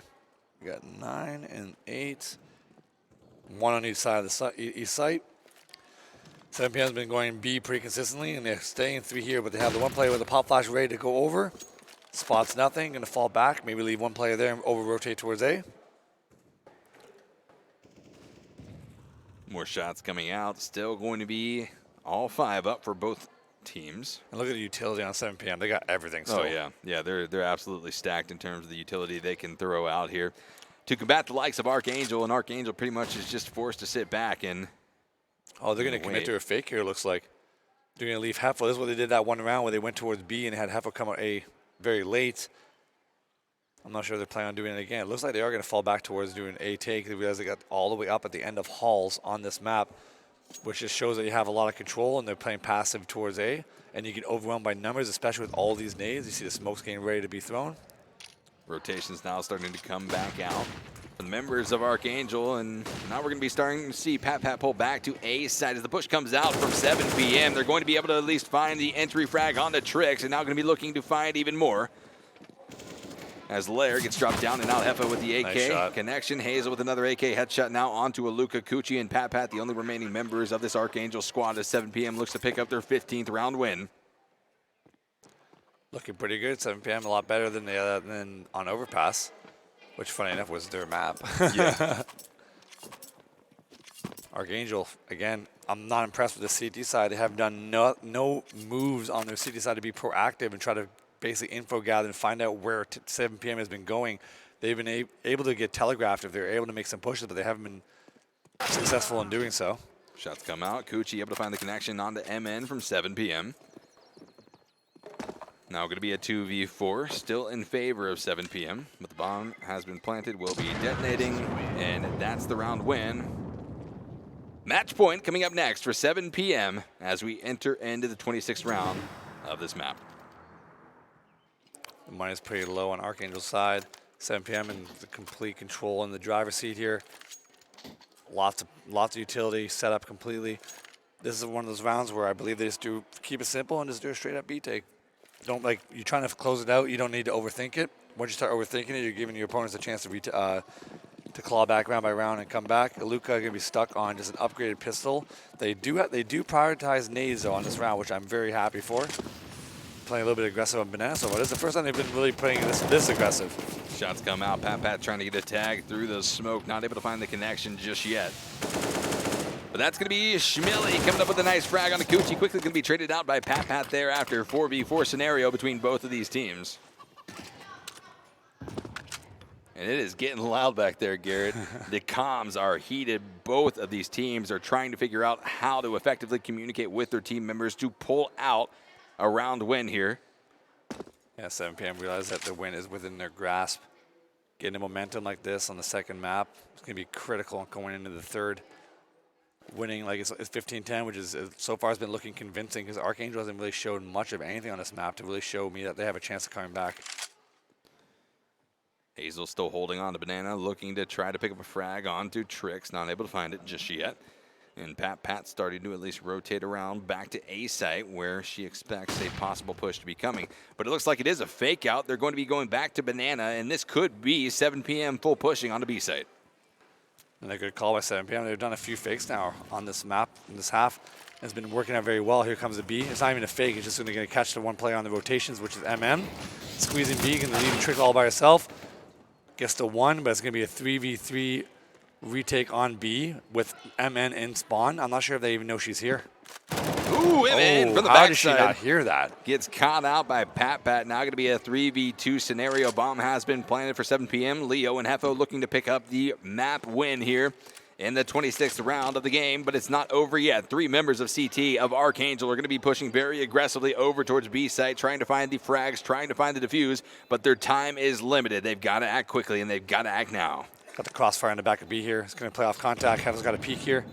There's the first. And there is almost, no! And unfortunate. And that's going to be the defuse.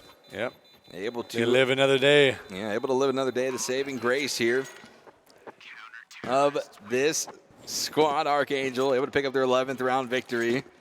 15-11 as it stands in favor of 7PM. They just need one more round win here on the map picked by their opponents. Yep. It is going to be another round of buys here for both of these squads. Op and 4 AKs for the members of 7PM. Hazel bringing out that op. I haven't seen that much on the side actually so far. She hasn't needed to use it. She's been getting kills without it. Up to 21, second on her team. Again, look at their team though.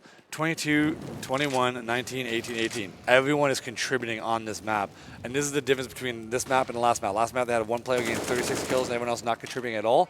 Here's been a complete team effort. Yep, absolutely. It looks like the scores have essentially shifted from team to team from the previous game.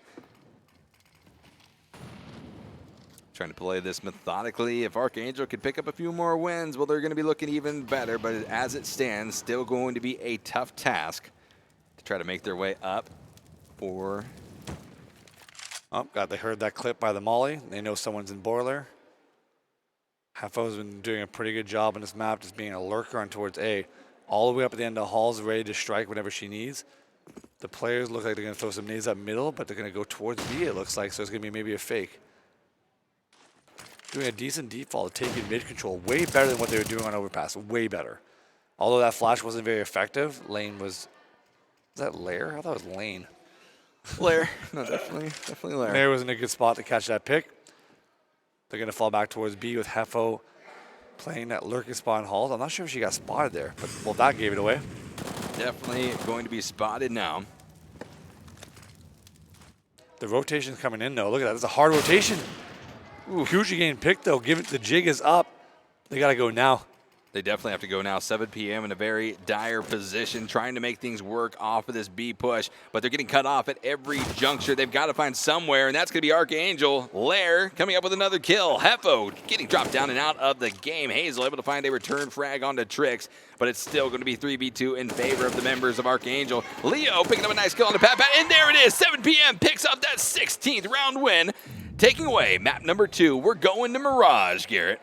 Yeah, exactly. It's going to be, well, I said I wanted to see a third map, but at the same time, it's going to be, I'm not sure who's going to win this now. I got no idea. But in the first map, it really looked like 7 p.m. was really lacking on a lot of areas in the game. And on Inferno, it kind of carried over and away from me. But ArkAngel really disappointed me on that map. Yep. They completely showed a different team than I saw on Overpass. Overpass, they were way more structured and proper. And here, they were just completely falling back, playing passive on every part of the map, and they allowed 7 p.m. to take control of anything they wanted. So, unfortunate for me there. I thought ArkAngel was going to take this map pretty cleanly. Especially because they are the team that picked Inferno. They should have had that in the bag, you would have thought. You would have thought. We are going into map number 3. It's going to be on Mirage once again. So map 1 going the way of ArkAngel. Map 2 going the way of our ladies. I'm trying to. Exactly. Yeah. 7 p.m. It's going to be all completely up in the air. No, I don't know what's going to happen. I'm not even going to make a prediction because it can go either way. It could. Based off of the performances that we've seen on the first 2 maps, I mean, it's neck and neck throughout this. It's not really been a blowout on either of the maps just yet. Yeah, we didn't really see Kuchi play much of aggression on that map in the first place. We saw her play a lot more aggressive on Overpass. And on Inferno, where she had those opportunities, she didn't really take advantage of it and use that to her, basically her strengths. Yeah. And on a map like a Mirage, there's a lot of potential for, again, aggression to be used. I want to see these teams be a little bit more aggressive. You saw 7 p.m. be more aggressive on the CT side towards Banana, and they were successful. Yes. But they're the only ones that ever did that. So, and outside of that, they basically lost the rounds on CT side. So we'll see.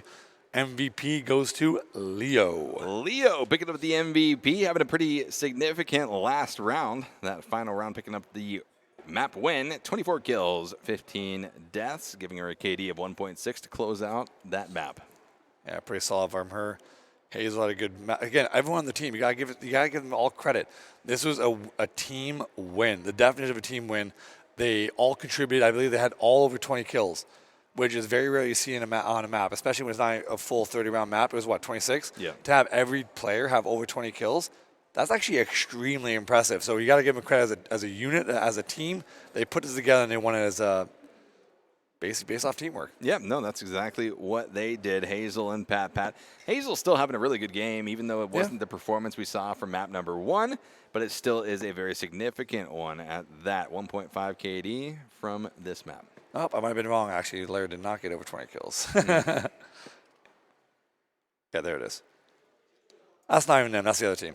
Well, that's just a mix of them. They all win block. It's kind of confusing. Either way, good job by 7 p.m. to rebound out that first map where they got close, but they let us up at the last second. Here, they held the win. They did not let ArkAngel come back. Get the momentum now, going forward onto Mirage. This can go either way. Got no idea. We'll see what happens, but I'm looking forward to seeing how ArkAngel's going to regroup, and if 7 p.m. is going to be able to keep that momentum going forward. That's what we're going to be looking at rolling into map number 3. It's going to be one of the craziest maps that we've seen throughout the day so far. In the final best of 3 to close it out, it's only right that we go to all 3 maps for it, Garrett. Yeah, exactly. And it was a good way to end the day.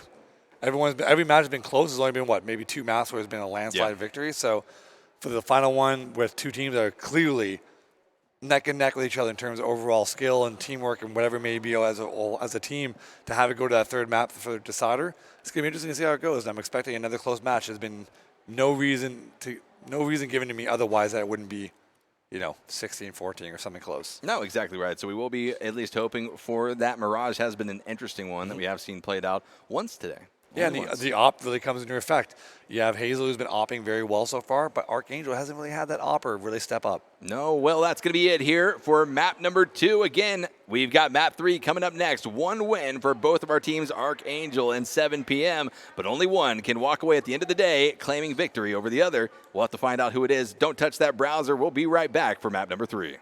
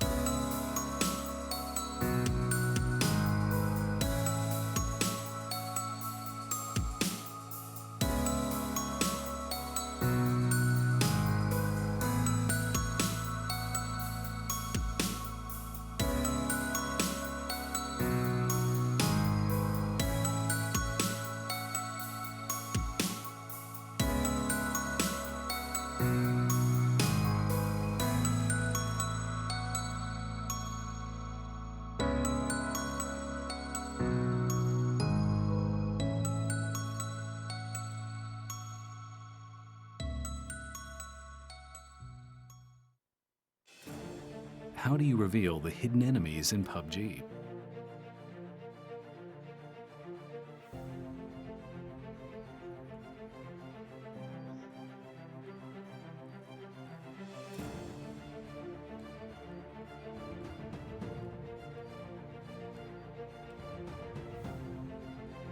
Adjust the black equalizer to brighten darker areas, which makes it easier to spot enemies hiding in the shadows.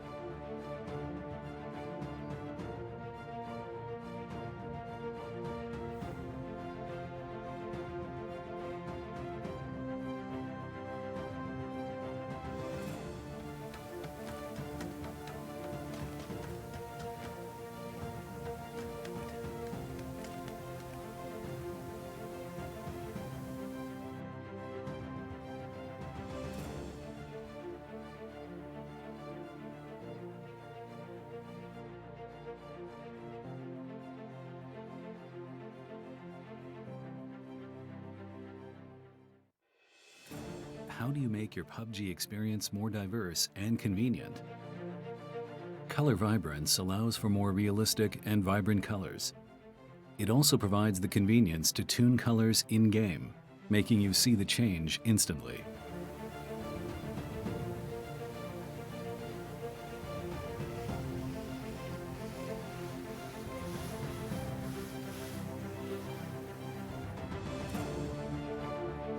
Save up to 3 different settings based on your preferences, and use the S switch to quickly change between those settings.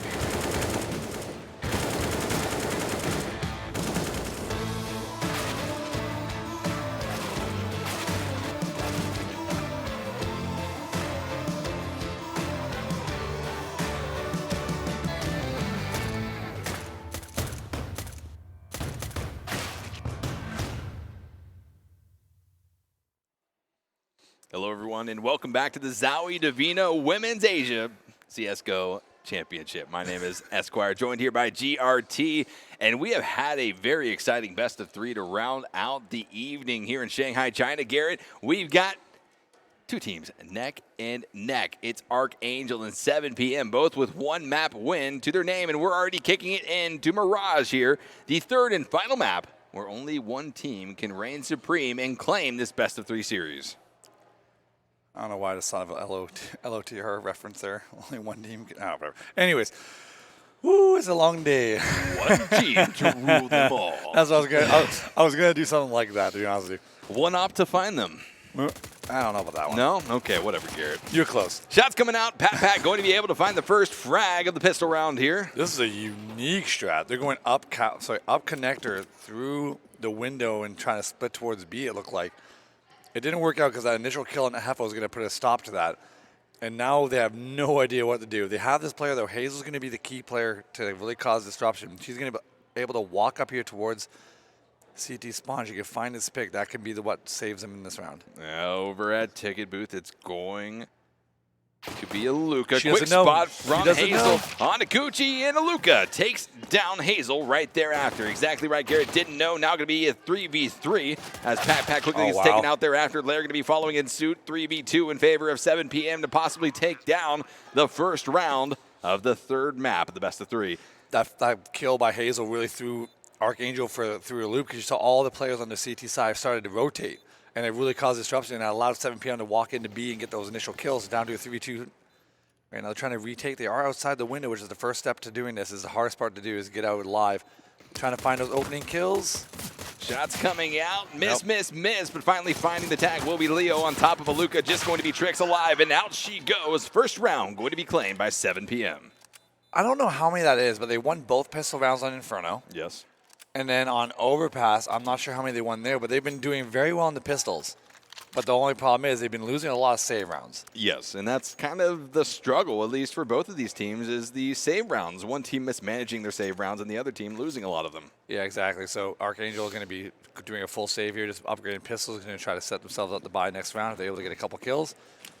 7 PM doing what they did last time, which was having 4 MAC-10s into 1 AK, doing the just playing distance, and it's going to try to rack up some money. It looks like they're going to do a B split from Catwalk. Seems like that's the favored setup, at least from 7 PM. Pushing around Cat now will be looking down on top of B site. Here it comes, trying to find him. We got a person in B lurking and taken out. Entry frag has been had by Hazel. 3 flankers all the way in T spawn, though, going to be a little late to the game. Yeah, very late to the game, actually. Now, just starting that trek through apps. Yeah, exactly. Just trying to find some way to get some kills in the flank on the exits, but it looks like they're not even going to do that. They're going to actually kind of go up forward and take the fight to them, but they should just be trying to find some exits, trying to see if they can pick up one of these MAC-10s on the way out. 5 members of the T side of things. 7 PM holding strong on B site, but now starting to depart out through Cat, now through Connector.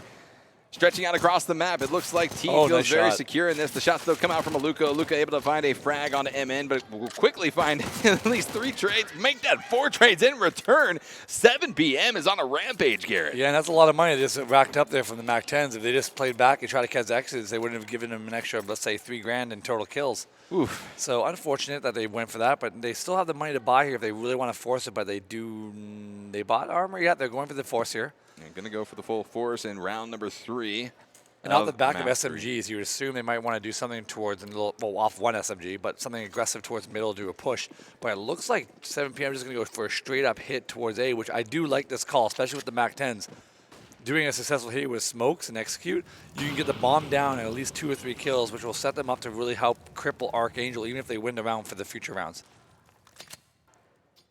Setup is now coming out. It's going to be a full rush coming in from 7 PM with 2 entry frags. Going to be almost securing them A site. Able to continue with this push, though. All 5 alive. Hefo going to be dropped down to 6 HP, the weakest member currently of 7 PM as they continue to take over the A site. ArkAngel now starting to push in, at least from Connector. 3 of the members of ArkAngel trying to rotate through, but not able to find any type of maneuverability.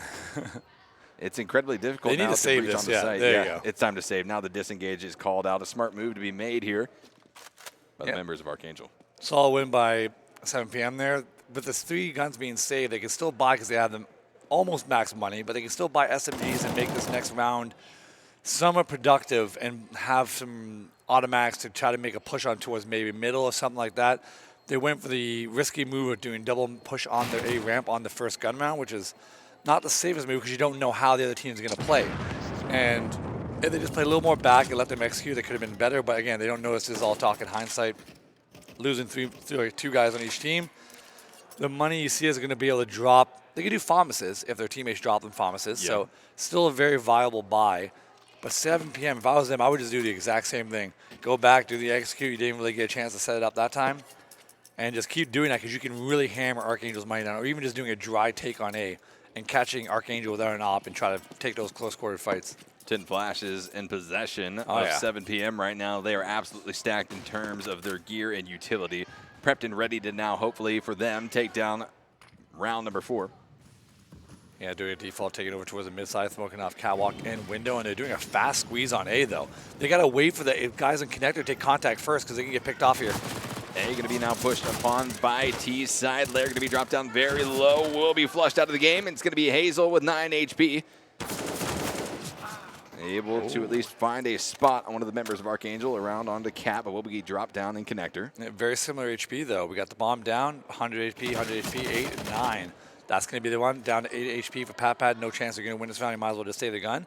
And we got to say, so far, when you consider the last 2 maps have been played, you've never seen 7 p.m. take any strats this fast. No, so that is a complete curveball to us watching this. They're rushing now, and they did it pretty well. So this might be something maybe they're feeling that momentum now. It's time to like step it up and turn up the heat. And maybe this is the new them for this map. Yeah, it could be their map 3 strat. You never know, but it is certainly falling the way of 7 p.m., at least so far. Bomb will be detonating. 4th round win coming in for 7 p.m. A shutout, at least so far, in terms of Archangel's performance. Yeah, the momentum right now, 7 p.m. getting that win on Inferno and now 4-0 on this and taking fast strats. Their confidence is high. You hear them in the background. They're getting a little loud and they're getting into it. So look at the money, though. They are absolutely loaded. And on the other side, on the flip side, Archangel, absolutely not loaded. But they do have max money bonus, so they're going to be able to consistently buy behind these losing rounds. But 7 p.m. still having their economy pretty strong, so even if they do lose, they can just continue to buy as well. So overall, looking pretty good at going back to what they were trying to do that very first round, going to the A set strat, with Leo doing a distraction middle to try to pull the players off the A site. So the effectiveness of her in middle is going to be what really sets apart this strat.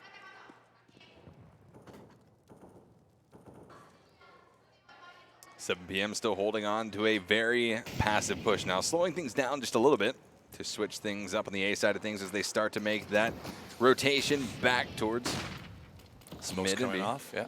Towards jungle. Oh, it's a fake. Yeah, it's a bit of a fake out now. We will be rotating at least through the mid. Cheeky. Top mid for the time being. And they're going to go into a B squeeze. I like this play. This is a smart play. Very smart play. It's risky, though, because you don't know the B player's pushed up, but at the same time, I dig it. Bomb rotating back from top mid and through the apps. Leo's going to cause a lot of distraction here for the players to take B. As long as Leo doesn't die here, that's going to be it. That's right there. Now this player alone at B, Pat getting taken out. Yep. 5v3, got control of B. Don't even bother. Don't even bother. Just turn around and run back home. Yep, that's pretty much the game plan here for 7 p.m., who is going to get another plant and another frag on top of lair of Archangel. Archangel really just falling apart at the seams What here are they doing? at Why the start of for this it? Mirage map. Tell me, why are you going for it there? Either way, 7 p.m. is... She's right behind you, Garrett, if you want Yeah, to I know. go ask. No. Well, yeah. I don't know. They're feeling it right now. That's lovely. I'm liking it so far. This is a really good start. They are feeling it. I mean, you got to think about what 7 p.m. has been through to get to this stage in the tournament. They're one of the teams that qualified through this, now facing off against Archangel, one of our invitee teams, and they're really trying to at least continue this story of success for the 7 p.m. squad. It's got to feel good for them. We can hear their comms. They're incredibly excited back there in terms of how their comms are communicating and how they're at least traversing through the map. But it's not over yet. It's just going to be round 5. Of course. We don't get too excited. We've seen this happen before. But at the same time, the way they're playing and just seeing it, it's been very impressive. Quite the shift from both previous maps. Yes, that we completely. played. This is like the first 5 rounds have been done in a couple minutes, and previous maps, the first 5 rounds would take like 15. So they've done a good job. And like you said before, they qualified for this. So they actually earned their way into this and not just got invited like some other teams have, which is not a knock on them because they have earned in previous tournaments and all that. But 7 p.m. has really grinded this out. Oh, that's a misnade. Yeah, that is a little bit of a misnade. That might be the... Oh, Hefo going to be spotted out and taken down after getting the frag onto Aluka. Hazel continuing to frag out, picking up a kill onto Lair. It's going to be a 4v1 now in favor of the members of 7 p.m. They are absolutely going off. And Garrett, if the members of ArkAngel don't do something to stop this soon, it's going to start to run away from them. We might have time to go to Hot Pot if this is the case. I'm not even kidding, though. He's not even kidding. Not even kidding. But we are looking at this. At least the solo player of ArkAngel going to be holding on. At least mid going to be spotted out. And Schmilly comes in with the AK, picks up another kill, and the 6th round victory for 7PM. They're going for gold here, and they're digging it up, Garrett. Yeah, but this is now the first round where ArkAngel has enough money to buy an op. So we're going to see who can. Oh, they're going double. This is the first time not today. I can't say today, but first time with me and you casting at least, where we've seen double op. First time I've setup. seen it today. I saw it on train. Okay, well, whatever. All right, whatever. You're but tired. it is going to be the double op here. Yeah. In favor of ArkAngel, they're going to see if they can do anything off of this. It's a very desperate move for them to pull out this type. It is, but when it pays off, it's devastating. It pays off. When you know a that's for team's sure. got double op and they're winning on you, there's not much you can do besides just do execute. So, again, they're taking 5 towards A, straight up, smoke execute, which is actually the perfect thing for them to do. It's all going to come down to Coochie getting some really key shots here at try. Push now comes out from 7PM There's the on first. the A side, able to And find got at least one traded. connection. MN going to be able to find the trade back onto Coochie. 4v4 as Lair starts to burn from the Molotov. But look at this. The miss Molly allowed her to stay up there, but she's going to back up right into her teammate. Not her enemy. Sorry. 3v3. Lair holding on the stairs, going to be trying to get some shots off near Firebox. Has to be watching for Palace as well, and is not going to be able to. They're immediately going to be traded down by Hazel once again.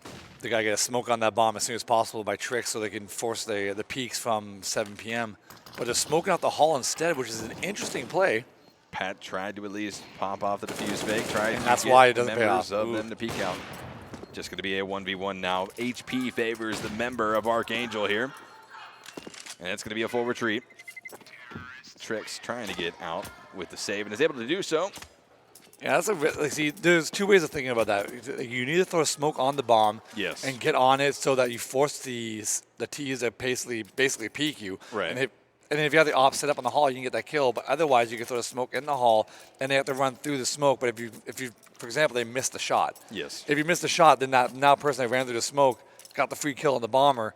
There's different ways of thinking about it and the way of going about it. But at the same time, I would have preferred them to throw the smoke on the bomb and have the clear shot on the player coming out the halls. But unfortunately, she missed. And now look at this. This is switched up now. Again, it's going to be another buy from ArkAngel because they have the full buy loss bonus. This is the first time we've seen them spread out in a 2-2-1 setup. So this is like a more of a default setup that you've seen before. Previously, this has been hitting sights straight up. They're trying to be patient, take over middle of the player coming from underpass to support. Yeah, M-Man's going to go pick up the bomb. I don't know. It looks like it's going to be another B squeeze. It is looking like it's going to be that way. You can see Hazel already starting to wrap around. Will be picking up the bomb and starting to travel with it over towards the B push.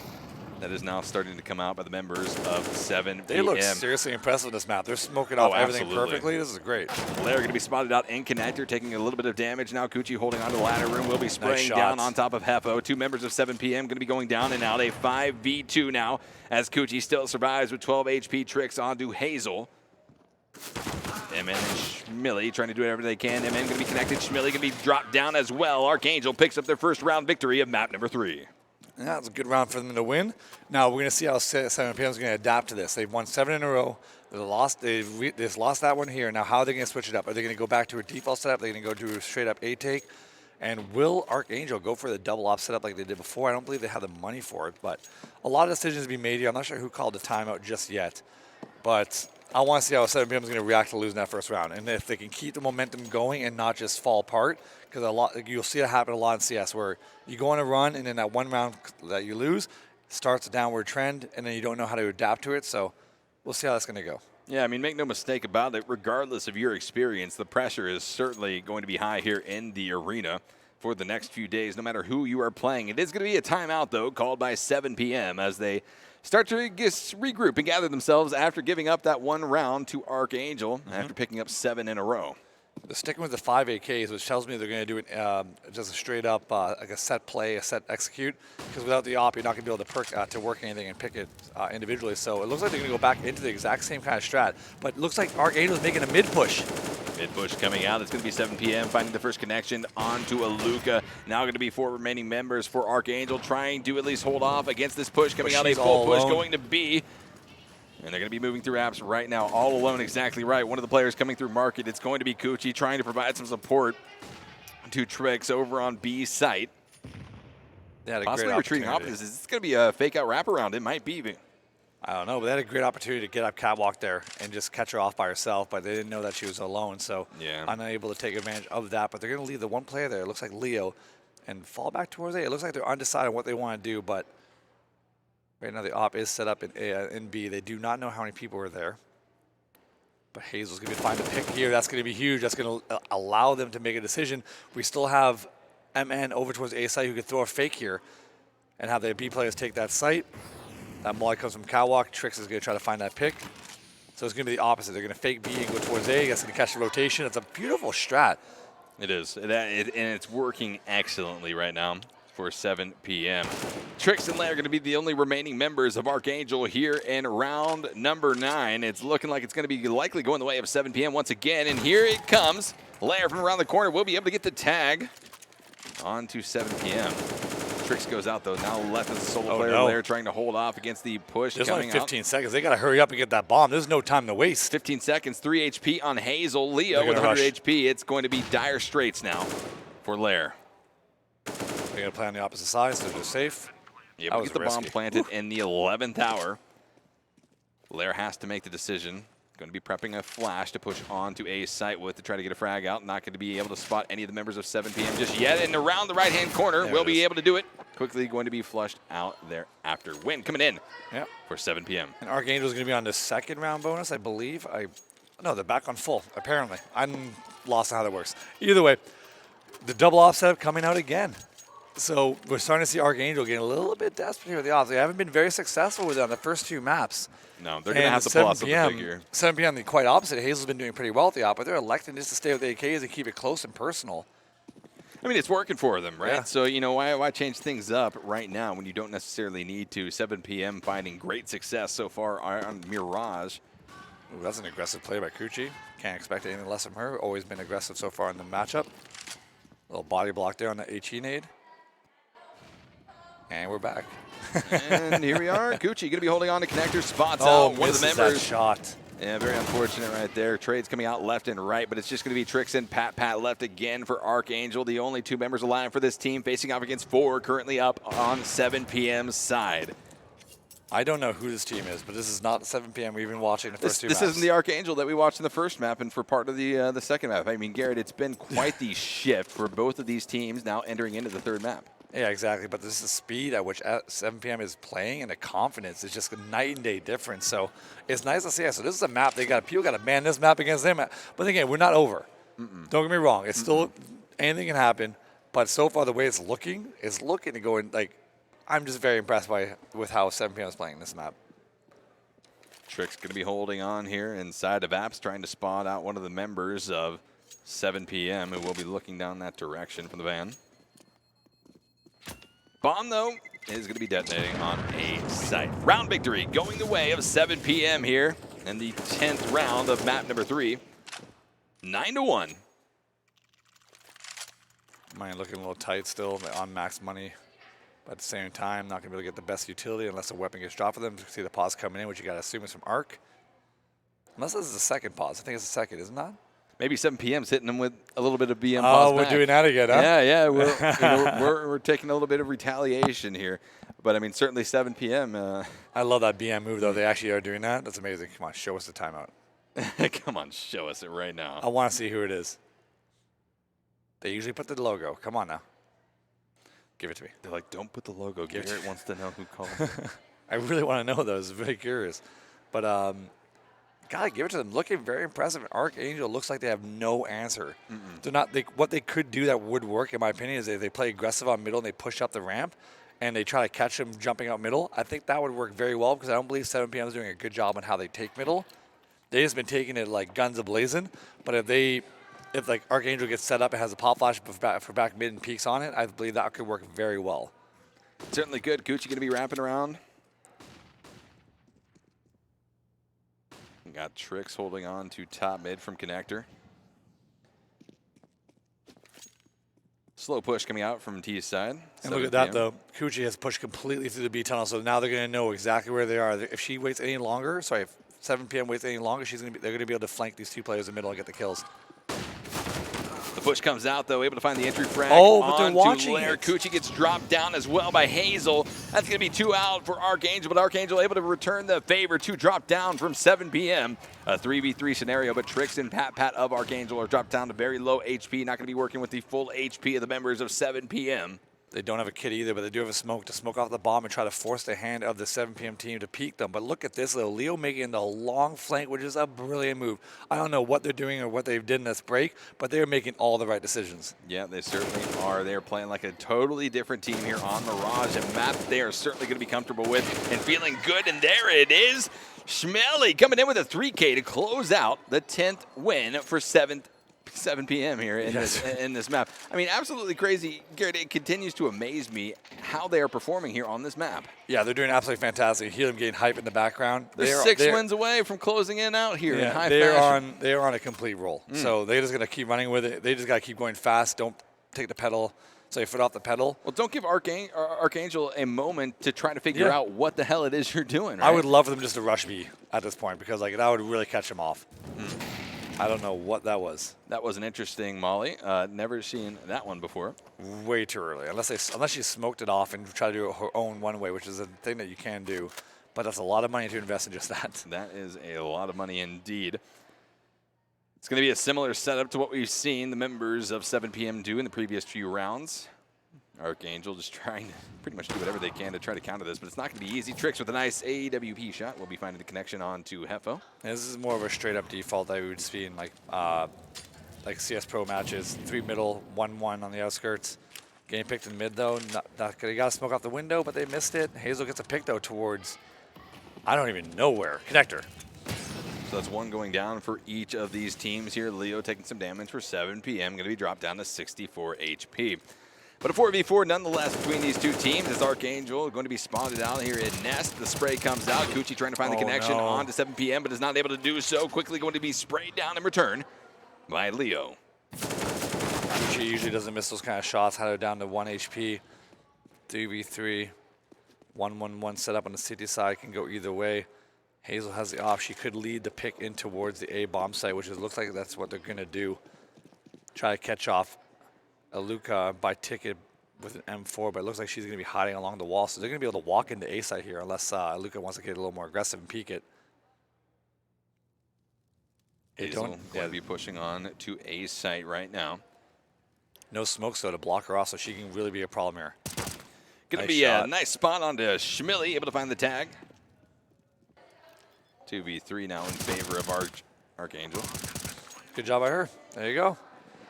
It's going to be the second round win here for ArkAngel and map number 3. A very necessary win for them. It was starting to really walk away from them, but they still have more to do. 210 is not where they want to be in this position in map number 3. Not at all. But again, a good round by Luka is a way to come back in this match. This is how you do it. You got to do it round by round. There's no rush. Just take it step by step, and that's a good way to do it. Getting 4 kills there, getting your team back on the map, getting to a 10-2 scoreline, and they actually have the money now. They're back to the double up setup. They haven't been very successful with it so far, so I'm kind of curious why they keep doing it. But, you know, if they have some practice with it and they know it works, then they might as well. 7 p.m. still loaded on the cash, sticking with the all AK setup and not putting the op in Hazel's hand. And it looks like they're doing a straight-up B hit here. Oh, no, they're doing nades?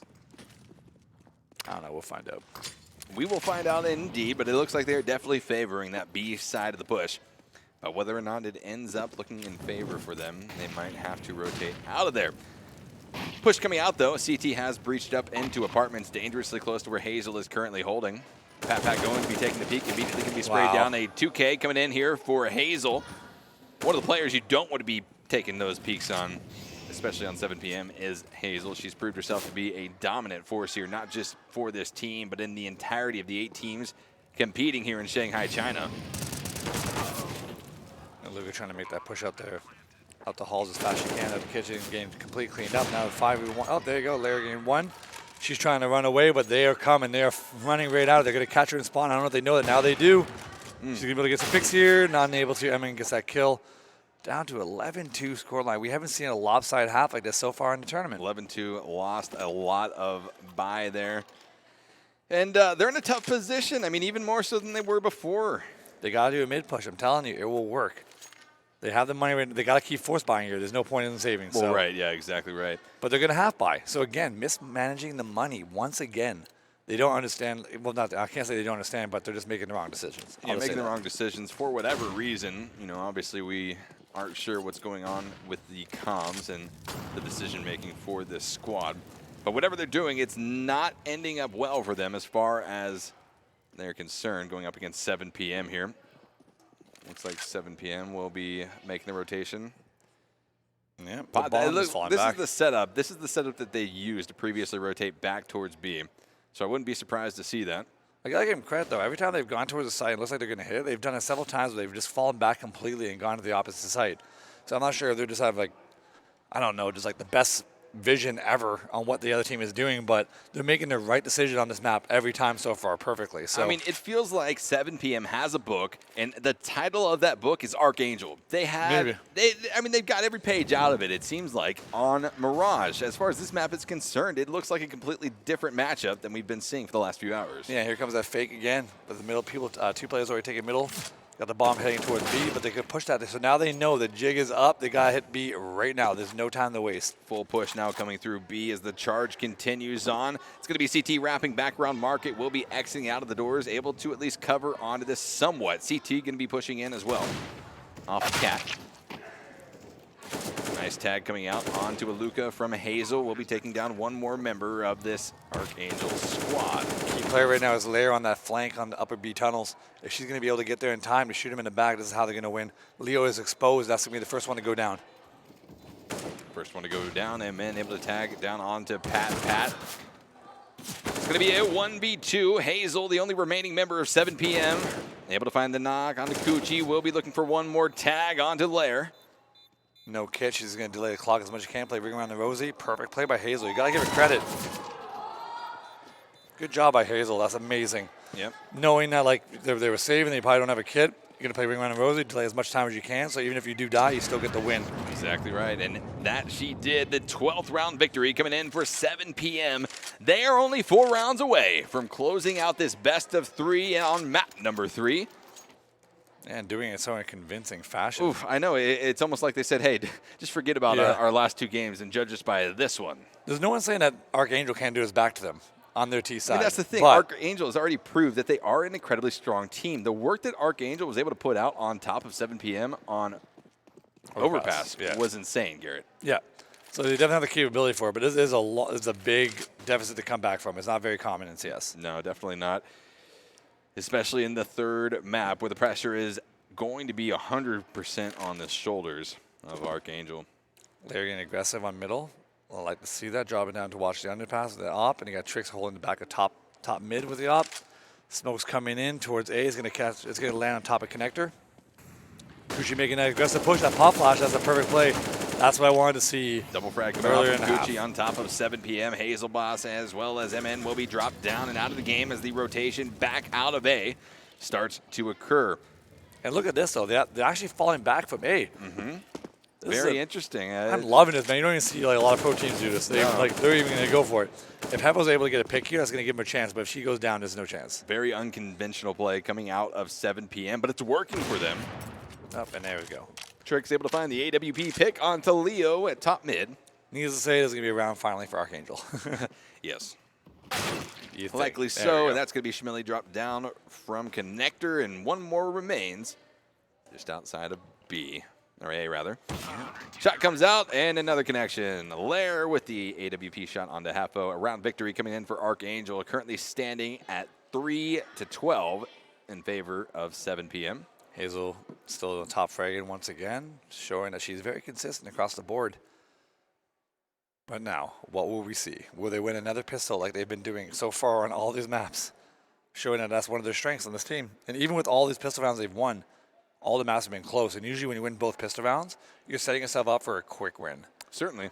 Certainly you are. Yeah. We'll see how this next pistol round goes as these teams are preparing to enter into the second half of map number 3. And we dive right back in. Nope. No, we're not. Oh, come on, Garrett. We got to watch some sick replays first. Have we been doing that? I don't even remember doing that. Yeah, you bet we have. It's okay. It's been a long day, Garrett. It has. It's been a long day. We've only cast 2 matches, but we've been here the whole day. And we just flew in last night, so That too. yeah. Was that last night? Oh, you're right. That was last night. We're good to go. Tricks. Woo! Nice shot right there. That's going to be the game winning shot, at least for that round by Lair. And here we go. Pistol round. Yep. So if it goes the way of 7 p.m., then we can, I guess, surely say they're about to win based Yes. off of their past performance after pistol rounds. But if they don't, Yeah, what do we say? They lose? This is going to be the reverse comeback? The it might be a long one. You never know. You never know. It's certainly Oh, they're could going end a up- straight up A rush here. A full A rush coming out, very aggressive from the members of ArkAngel on top of Hazel and the rest of the CT squad. Bomb going to be going down as Hefo finds the first frag on the Pat, but the return comes out onto Hazel. Hefo finds another frag onto Coochie. It's going to be a 4v1 now as 7 p.m. dominantly takes control of that pistol round. Cheering in the Hefo. background. I don't know Holy how cow. Heffa was able to survive that long Hefo! at try, but she was able to. So good for her. And that's going to put it to a 13-3 score line. ArkAngel has no choice but to buy here. They absolutely have to, and 7 p.m. is in the driver's seat. I mean, Garrett, what do you think? They essentially have 2 buys left in them as long as 7 p.m. continues to get these wins in the rounds. Is that what you think? They just got to buy now. Like, Yeah. they're down so much they can't save. They got to go for it. I mean, they Right. buy now, they lose. They're going to have to save once again, at least for a few more rounds before they can make that final stand. And it's a really hard deficit to work themselves back from. They need to get a bomb plan this round or they're going to be screwed next round. So we'll find out what they're going to do. But right now they're pretty spread out with Deagles. So they're looking for this. Okay, this is a common strat on Mirage when you're saving. You just get Deagles, you spread out on every part of the map, and you just look for that one Deag. That one Deag is actually what you want to come out of that area. Still going to be all 5 members alive for both ArkAngel and 7 p.m. But Aluka starts to at least breach out onto A site. We'll be spotting out one of the members in CT. Oh, they don't know she got out. Sneaky, sneaky. But then at the same time, though, we got MN who's pushing the A halls. And they don't know that she did that. Hefo going to be wrapping around trying Here to comes the spot kill, out though. Look at Aluka. this. This is going to be a surprise. This is when you jump into your seat. Oh, but look at this. Keeps evading the lines of sight of Aluka. She tries to line it up with the Deagle and is able to find the headshot. Out goes Hefo. But they don't know that MN is in the halls. And there's another one. Aluka. Aluka is upset, so maybe we talk too soon. Trix gets the other one. Oh my, what is happening? What is happening? But I'm telling you, oh no, but the bomb's going towards B, so MN's not going to have a chance to push the halls and actually make an impact. Certainly not. ArkAngel going to be trying to stick this immediate plant. This is exactly what they needed to do, Garrett. You talked about it just a few seconds ago, and the bomb has been planted for ArkAngel. This is the push, though, coming out from CT. 7 p.m. able to find one frag onto Lair, trying to get the second one around the CT spawn, and they're not able to do so. ArkAngel walks away with a nice round victory, picking up their 4th win. It looks like the map will be prolonged. 7 p.m. going to have to The save question here. is for how long, Garrett? The question is for how long? 4-13 in favor of 7 p.m. as they continue to set this up. A very interesting round that we just saw played out, successful in spades for the members of ArkAngel. ArkAngel trying to bring it back to another close score line like the previous 2 maps. They got control of the economy, so they definitely can do this now. It just all comes down to stringing these rounds one by one together. And they're definitely able to pull it off. They've shown on their T side they're pretty solid. At least on Overpass they were. On Inferno, not so much. But they definitely have that capability. But here comes the pop flash over the middle. No pop flash, it's a straight up rush. 7 p.m. just losing member after member after member to the hands of ArkAngel, but it's now going to be 1 player left for 7 p.m. Hazel versus 3 alive. Coochie going to be dropped down very low and dropped out of the game with the Deagle from Hazel, but it's not going to be enough as she is spotted with the headshot from the AK. And another round victory coming in for ArkAngel. 5-13 still in favor of 7 p.m. And they're going to have to save again here. Might as well. When you have such a big lead, you do not need to do any kind of force buys. So you can just take your time, make sure you get the proper amount of money with the utility and go that way, especially with the loss bonus and how you can get to the max. You might as well just take your time. There's absolutely no rush to try to finish this off too early. But at the same time, you don't want ArkAngel to get too much momentum on behind them. Leo going to be wrapped around underpass. Cheeky play. Looking like 7, or rather ArkAngel is pulling a playbook out of 7 p.m. here. Spray coming out from underpass exit. We'll be finding the flush onto Coochie. Out goes 1 member of ArkAngel. 4v5 in favor of 7 p.m. Good play by them to get that first initial pick. Luca's going to look for the entry in towards A. She's going to be able to spot the head, and head's gone. That it is, Garrett. That it is. Another frag coming out from ArkAngel as they're able to tag down Hazel. Once again, 3v4 now. Oh, look at that. Ooh, that's a good kill. Very good kill right there, coming out from the pistol. Oh, they got so two. Close. This is definitely winnable. This is definitely 2v2. They got to boost up here. Leo's got the Oh, AK. you're going to do it. Yes. No, we got to pull out a little bit. Oh, they had a chance there. That could have been cheeky. Yeah, could have been a very good play instead. Left to play this a little bit more traditionally, coming off of that CT spawn. Bomb has made its way all the way to A site. We're going to be seeing the plant coming out from Pat right now. Bomb is able to be planted. That's going to be extra economy in the bags of ArkAngel. Ooh, almost. Very close. All right, well, that was a good save round. Able to get 3 kills, get some damage done, take down the economy a little bit. Now they're going to be able to buy. Are they going to go with double op? They're going to go with 1. Let's see what Hazel gets. She does get the op. Didn't really use it much in the first half, so it was kind of a question of, does she still have the momentum with that weapon? Because she's been using the AK their whole first half, except with the exception of maybe 1 round. So now let's find out how ArkAngel is going to do this round. Spell to a default. They don't have an op as well to combat Hazel's. Smoke coming over towards the window. Going to get there a little bit. Oh, nope. Going to the top middle. Very passive again. Just like Inferno. Just like Inferno is right. That's going to be held by Hazel with the AWP trying to take out some cheeky peeks up towards top mid.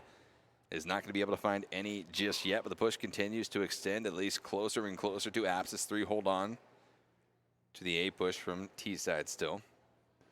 And now the rotation comes back out. Looks like they're calling everyone back for a full rotation, especially with that entry frag now on the 7 p.m. This is going to be a full push by ArkAngel on the B side to try to get the plant. Yeah, and if they lose B like that, just straight up, unless you can get a couple picks with the op here and the rotators coming in, this round's basically over. But Lair is going up A ramp right now, being heard. Gets picked off, so now we're down to 4v4. They are stuck in the upper platform here. Leo can get a good flank here if they time this right. I don't know if they know she's there. Trix is going to hold that tight angle, though. No way to get around that. She will find this kill, unless Leo expects it. Oh, but the double flank's coming in.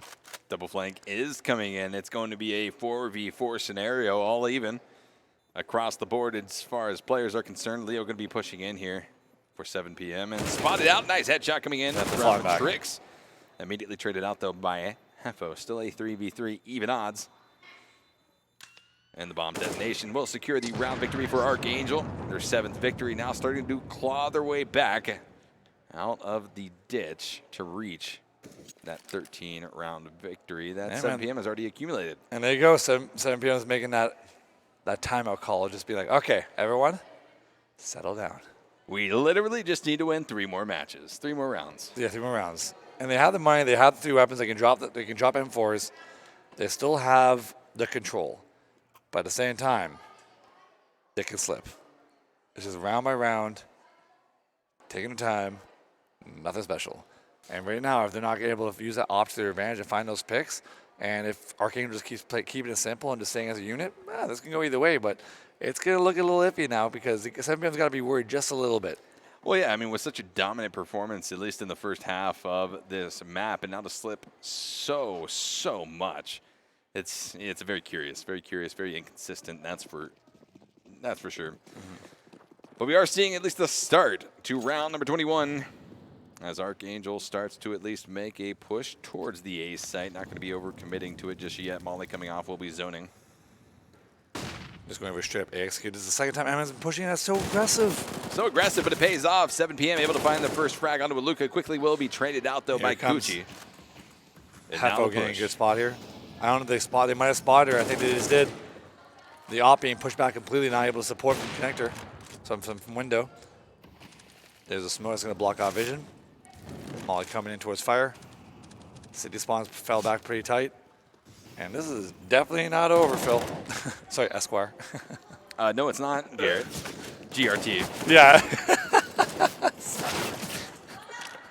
2v2, still not over. Good chance. They're with the bomb. Yep. How'd the bomb get there? Yeah, I mean, exactly right. That's a very dangerous position for the bomb to be in. It's going to be hard for the members of ArkAngel to push up and secure this with CT right on the opposite side. 7PM should use that smoke to their advantage right now. Nice frag coming out. It's going to be Schmilly. Drop down and out. Archangel is going to be able to find the remaining frags of the game and close it out. 8th round victory going the way of Archangel. Awkward. Okay, it's getting a lot closer now. 7PM, are they going to start panicking a little bit? I don't know. I mean, you have to begin to worry about it. You have dropped 6 rounds in a row, essentially, at this stage in the game. You can't afford to really drop any more. You had such a good, comfortable lead over your opponent, and, well, that's quickly been diminished. Yeah, exactly. Archangel's looking like pretty solid on their T side as well. I guess it's one of those maps where both teams on CT just don't look that strong, but look at the nades coming in. That's going to catch one. 1 HP. Chase comes in. Woo! There we go. Middle's been taken now. All 5 committed to this. Got the AK. That's going to be a good kind of save unless they can get this pick, and they get the bomb down. Bomb is going to be going down. This is huge right now. The bomb is down. 2 players are in connector. They got him surrounded. This is an awkward round for Archangel to lose. I mean, how do you get back there if you're Archangel? Well, essentially, you have to go for frags. You were able to pick up 1. Tricks onto Schmilly. Schmilly getting a little too anxious. There's no need to do that. Yeah, absolutely no need to do that, at least for right now. But You've do they got know the bomb completely protected? Yeah, but do they know Leo was there as well? They're going to check the left here. Oh, no, or they're not? Unfortunate. All right, 1v2. They both have armor, though, with AKs, and they have the bomb down in T-spawn. As long as they stay positioned enough to trade this, there's no way they should be able to lose this. And at this point, a lot of teams in this stage of the game would leave the bomb. Yeah. They would leave the bomb and just go towards the site and just be like, this person's going to walk and take their time to get to the bomb. And by the time they get to the bomb, they got to rush towards the site. Yeah, exactly. Waste their time as much as possible. Trick's going to be spotting on the MN of 7PM. She might win this. This is really separated here. This is awkward. Up there, Hazel gets angry, though. 4 kills by Hazel. Got to give her some kudos. Stepping up once again, 23 kills. Top fragged in the server. 2 more round victories is all 7PM needs to close out this best of 3 and claim victory over Archangel to round out the first day of the ZOWIE DIVINA CSGO Championship for the Asian region. The round will be starting. Money across the board. Saw ops on Trick and Hazel. Looks like Trick's going for the aggressive mid peek first, but oh, she got flashed off. And look at this. This is the mid push though from 7PM. We haven't seen this just yet. This is what I wanted Archangel to do on their city side, but it looks like they're going to get fall back. They don't feel like the risk is worth it. Also, it's hard to commit to that when you're off this much, and you don't want to be the mistake. 2 players taking me really hard. This is a big fake. Huge fake. Actually, as Archangel pops off of the app, it's going to be spotted out immediately. Able to get the frag onto Leo, but Schmilly. It's a double fake because Pat's going to work out towards A and smoke it off, and then that's going to cause 7PM to hard rotate over, and it's going to leave B wide open if they do it correctly. Pat needs to throw a smoke here and get spotted. The point of the fake is to spot yourself here, and she just decided to fall back. She could have had that. If she threw a smoke to her spawn and faked that, that would have been an easy passage for the B players to get in. But now they're completely split up. Split up and not much to do here in this current position based off of where 7PM is currently holding on to, but bomb will still remain mid near the underpass. And they're going to squeeze up from connector and A, but the problem is there's already 3 players from CT there. Oh, but they get the initial pick.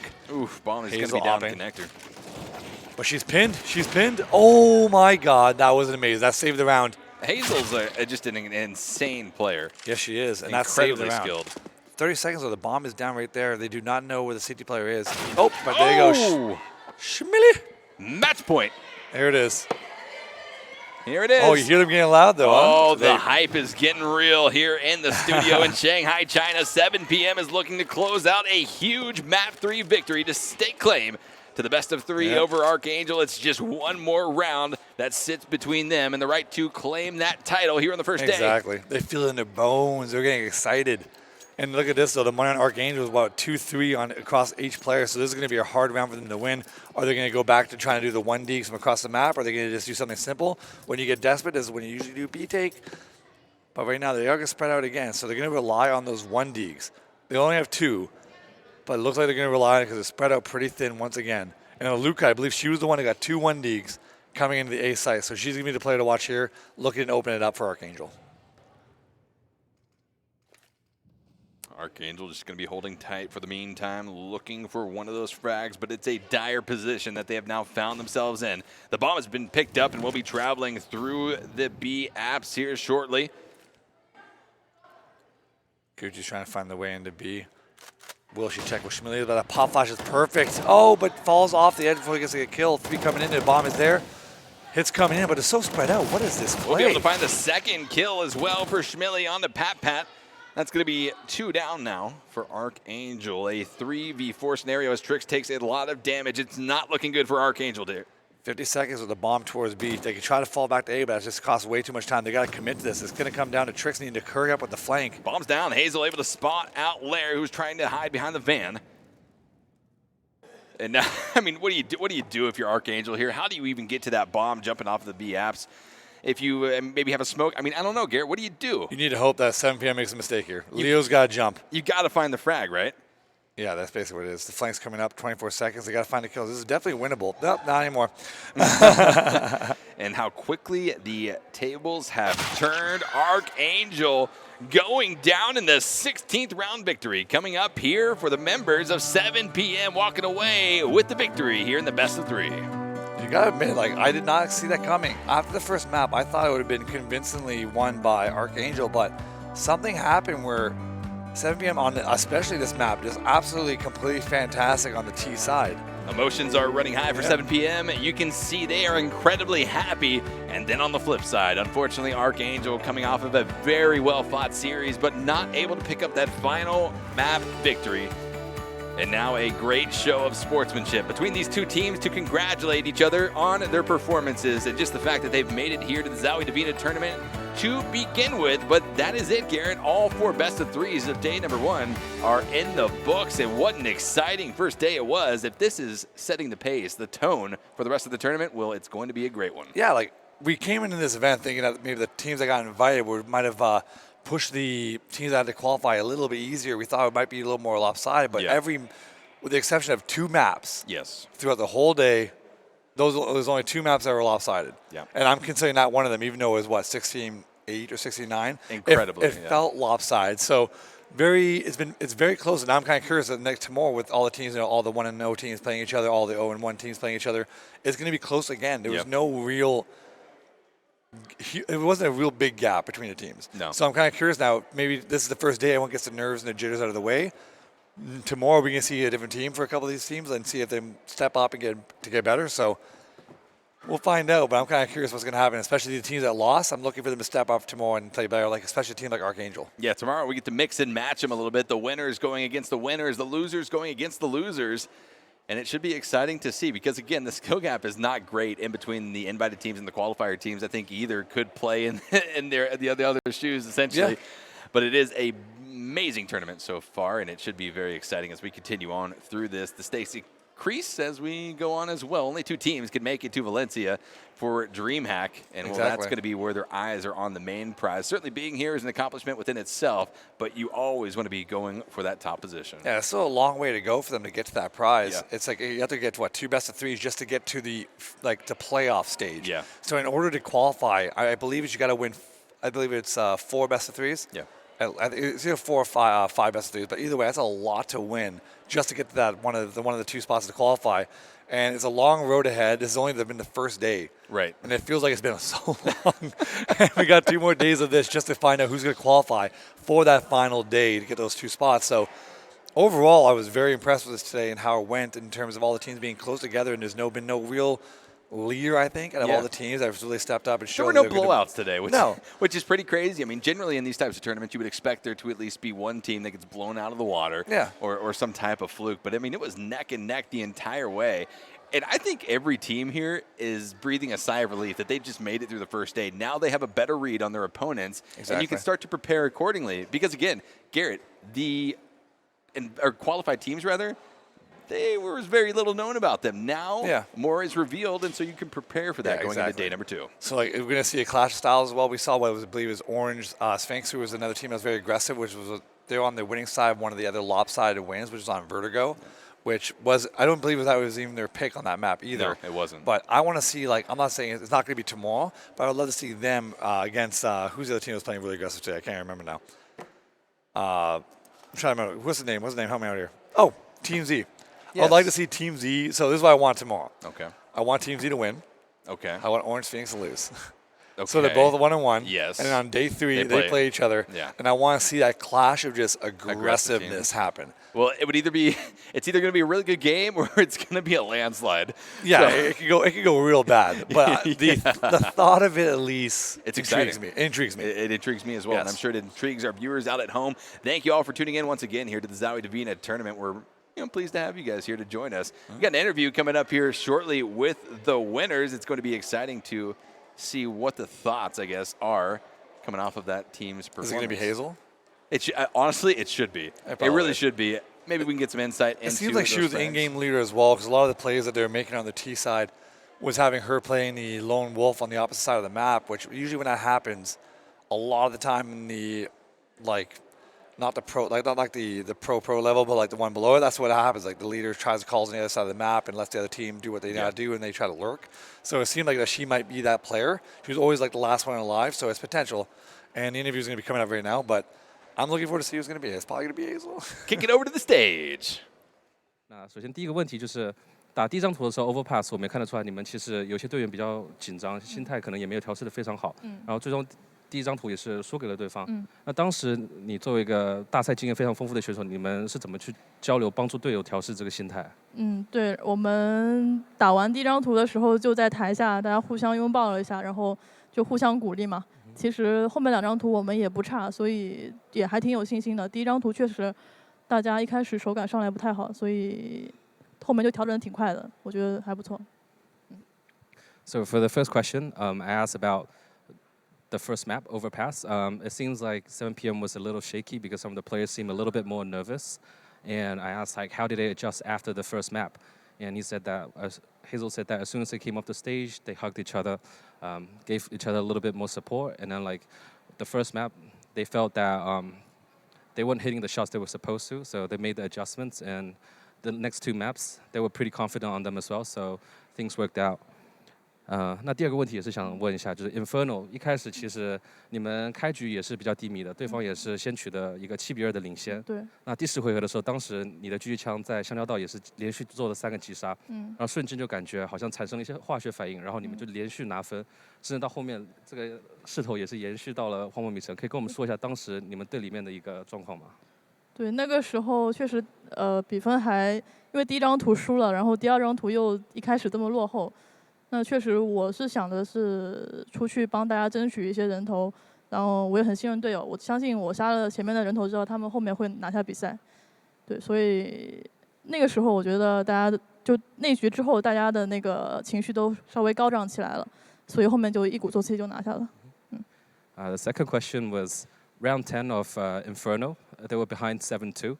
That was a round where Hazel took out the AWP and got a triple kill in Banana. And after that, it feels like the momentum shifted. And so I was asking her what happened during that time.